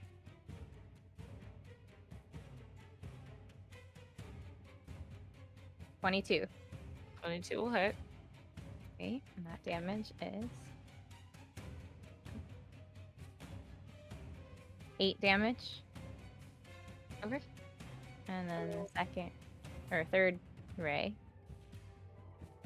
Oh, I forgot something. Oh No, you didn't. no. Doesn't exist. Doesn't exist. She. But it's gone. Scary. You didn't forget anything. You're brilliant. Third ray. Oh, sorry. Go ahead. No, go ahead. Third ray is 19. 19 will hit.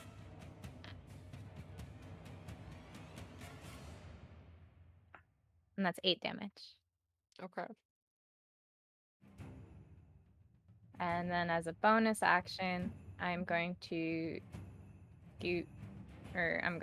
direct Ginger Snap to come by my side. Yeah.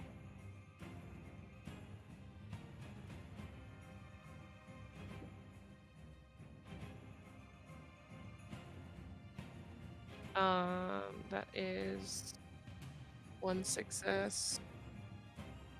And can't even read my own fucking dice.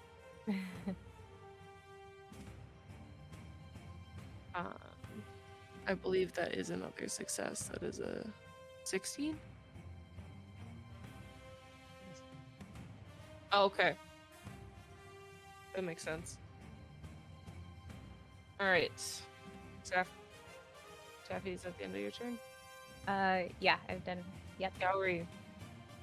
All right, top of the turn. Con save. Con save. Don't you have Natural advantage 20 on for a total of 25. Okay. Holy moly. Wow.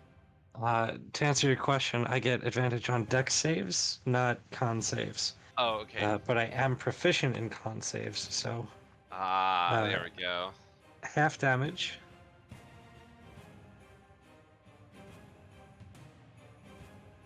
Okay, so that would be 7. Okay. Oh. I'm still alive. I'm going to take a step out of the fog and flank the drow with Maury.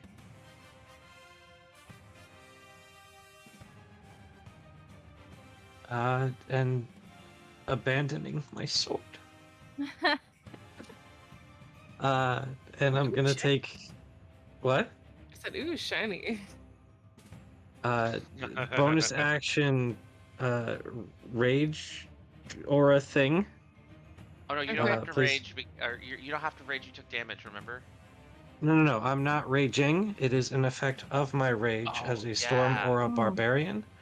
Every time I have a bonus action, I can force him to make another dex save. Okay. Cool. DC 13. That's a 17. Alright, he takes half. I rolled another freaking 1, so he doesn't take any damage. No. And then for my action, I'm going to attack with my quarterstaff.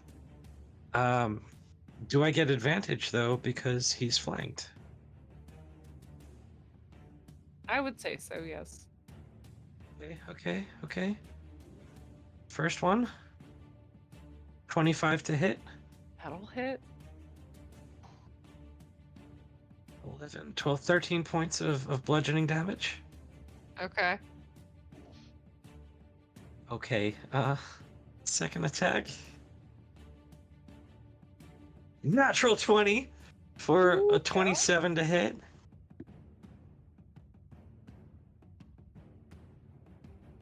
That is 13, 14, 15 points of bludgeoning damage on that one.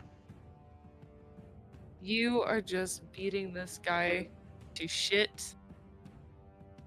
He's bloodied. He is still standing. And that fog isn't going anywhere. Yeah. Gallery is That's at the fine. end of your turn. Yeah, You that's my turn. Okay. All right. Maury. Am I okay? No, my friend is dead and I'm close to it. Oh no. Okay. So in one. Okay, so he like looks at him, and then now that he sees that he's got him flanked and he's still standing, he like goes in and goes to stab in with his rapier for my action. Okay. Got a Mori. Boom! Yeah. Natural 20 Yes. for 26. That'll hit. Oh my gosh, here we go. For a total of 12 piercing damage. Well, Maury, how do you want to do this? Yes. Okay.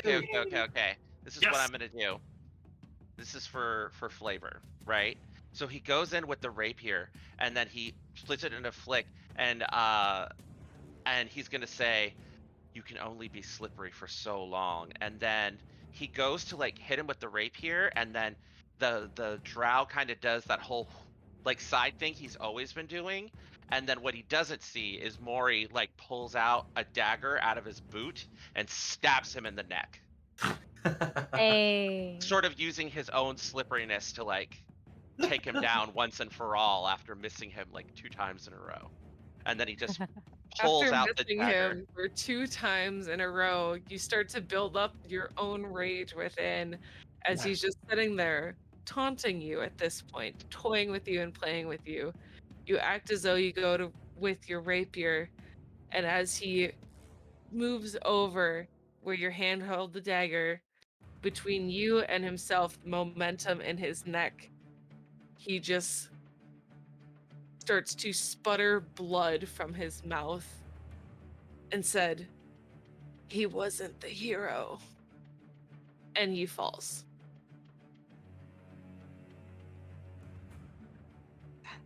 Forgive me, Moonweaver, for taking my brother's life.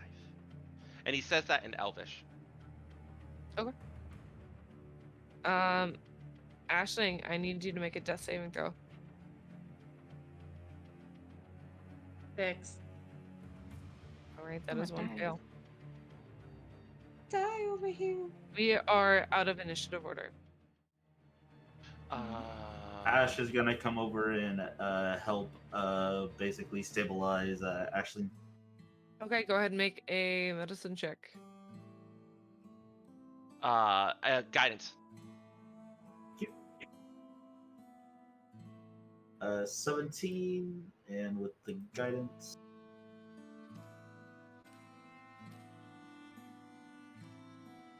2 for a total of 19. Perfect. You are able to cleanse her palate. You're sort of like putting water in her mouth to sort of wash and dilute the poison that was in the air as it sort of dissipates away. You managed to close any wounds that she had, and she is stabilized. Unconscious, but she is stabilized. Come on now. It's not really your time yet. And plus, I'm sure you don't want to die in a place like this. It's all right. We've got her stable. Let's get her back to the town. I'm sure the priest will want to know what happened here. What about that axe? The axe. Can I still sense it nearby? Yes. Since it's only been like less than a minute. Ash, watch over her. We need to get the axe. That is Ash. Yeah, Ash has already been. Ash is the one that went over to save Ash. I'm gonna He's get up. He's making a thing about the Ash Nash. Yeah. Oh. He gets up, and he's like, "Stay cautious. Follow me." And still with the rapier and the bloody dagger, like at the ready, I'm like heading towards where I sense the axes. I pick up Ginger Snap and I'm following you. So you don't immediately see the axe on the drowsed person, because why would he be carrying it on him if he knew someone was going to be coming for it? I would like you to make an investigation check. Absolutely. Can I help? Oh, you don't need the. Thank you. I appreciate it.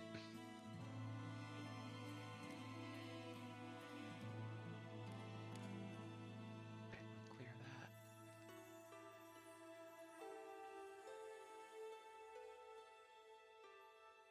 $23. Perfect. You head back towards the edge of the room where the drow had came from, and you find essentially what looked to be like a living quarters situation.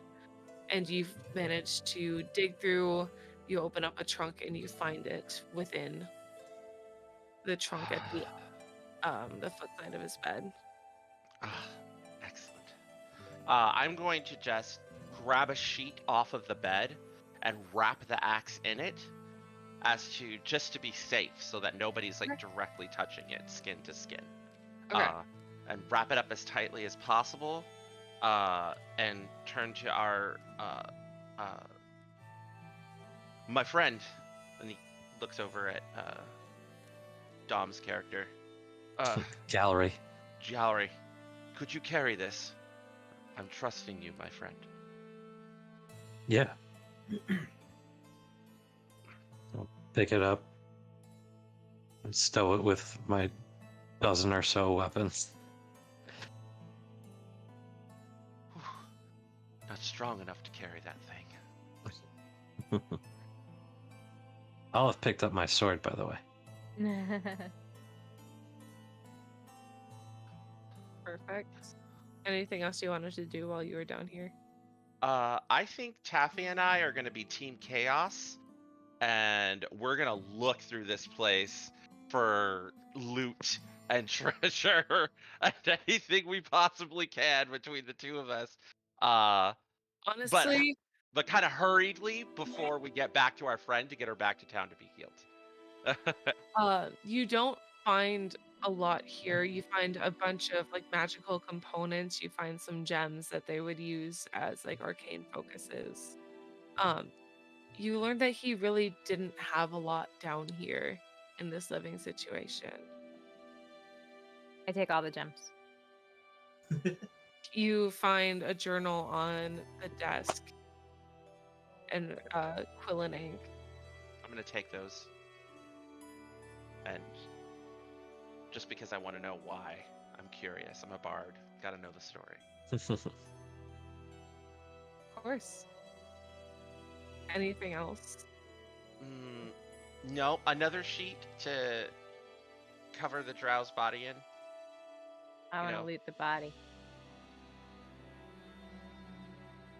Other than a dagger and magical components, he did not carry much on his person. You can Nice. tell that he really just didn't have a lot. Throw the dagger and I take all the magical components.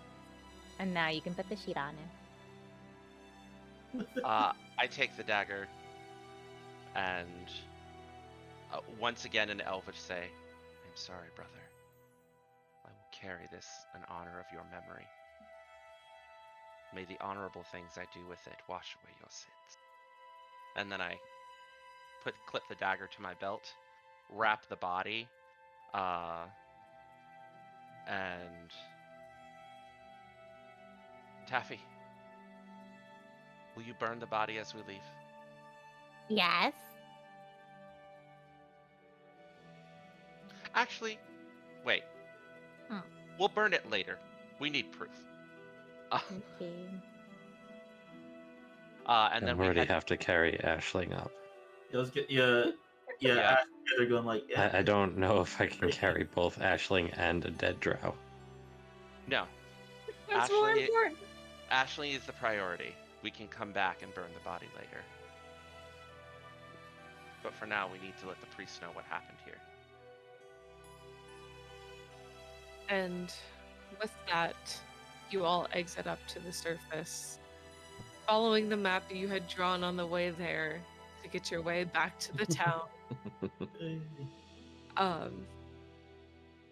Bringing the axe back to the temple, and the priest is very grateful and apologizes for the way that he had behaved before. Because, anger issues run in the family, and he's working to break it. Ash relays some of the information of how one of the zombies was dressed up as one of the members of the temple and everything. You can see a sad look comes across his face as he realizes that his own family was used against what they had fought for. This person that was at peace was brought back for personal gain. Okay. Very sad. And I'm gonna kind of gesture to my friend who's still in my arms, just be like, You heal our friend. I'm sure. Yes, bring Fix. her over. He sort of scoops her from your arms and lays her down in their first aid. And you see as a cleric walks over and just sort of channeling her magic and bringing out the components is able to cast Cure Wounds. And you regain 6 hit points.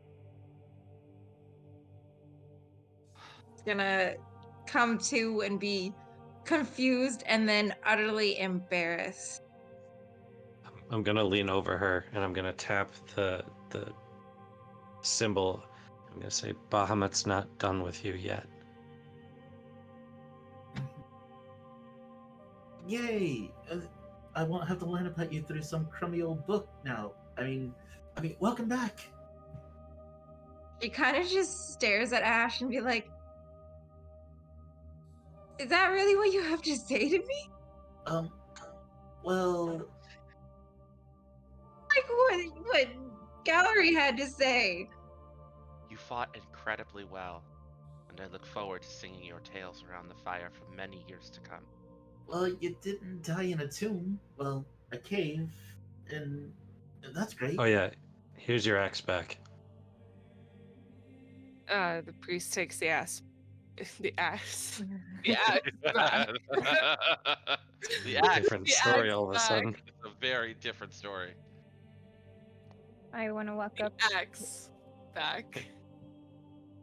He says, he gives his thanks as he puts it away in his office in the basement and says, I will find a better place for this. But in the meantime, we kind of have to go deal with the people that were pissed from beforehand. Of course. The Drow Necromancer has been handled. We are going to dispose of the body for you. This was his journal. We're going to find out more.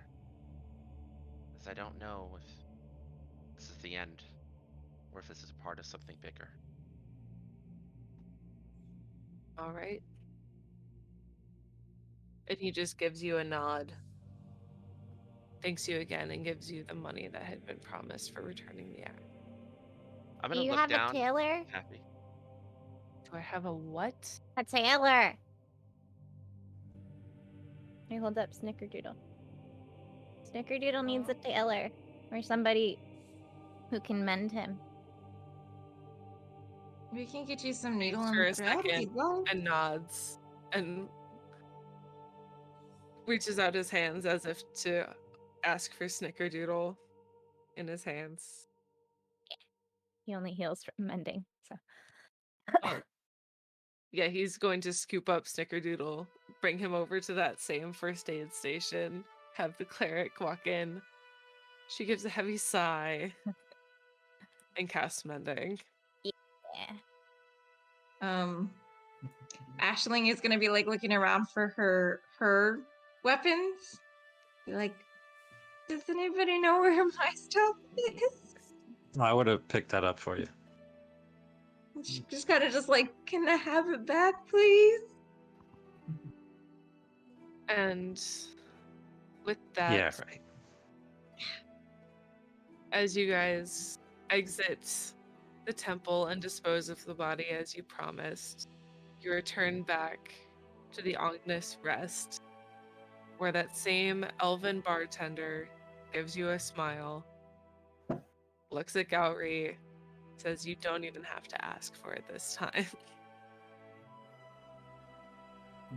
And then she comes back with a platter of meats, of cured meats, cheeses, vegetables, fruits, and drinks for everybody as you all laugh and bond and reminisce about the past few days that you have had together. And with that, we will put an end to our Halloween one-shot. Yay. The search for the Berserker Axe. Yes. We were all dead. Thank I you. died. Thank you so much. Thank you. Thank you guys so much for joining us for this Halloween one-shot. I know I had a lot of fun, and I hope you guys come back to watch more of what this channel has to offer. New Age Geeks, we have our main show, Forging Fates. We have Goodberry Cafe, hosted by our very own Gem. And who knows, maybe I'll come back and DM some more. Or maybe we'll have other special guests. But Ooh. again, follow us on all our socials, keep up with us, and we'll see you next time. Bye, guys. Thank you. Peace.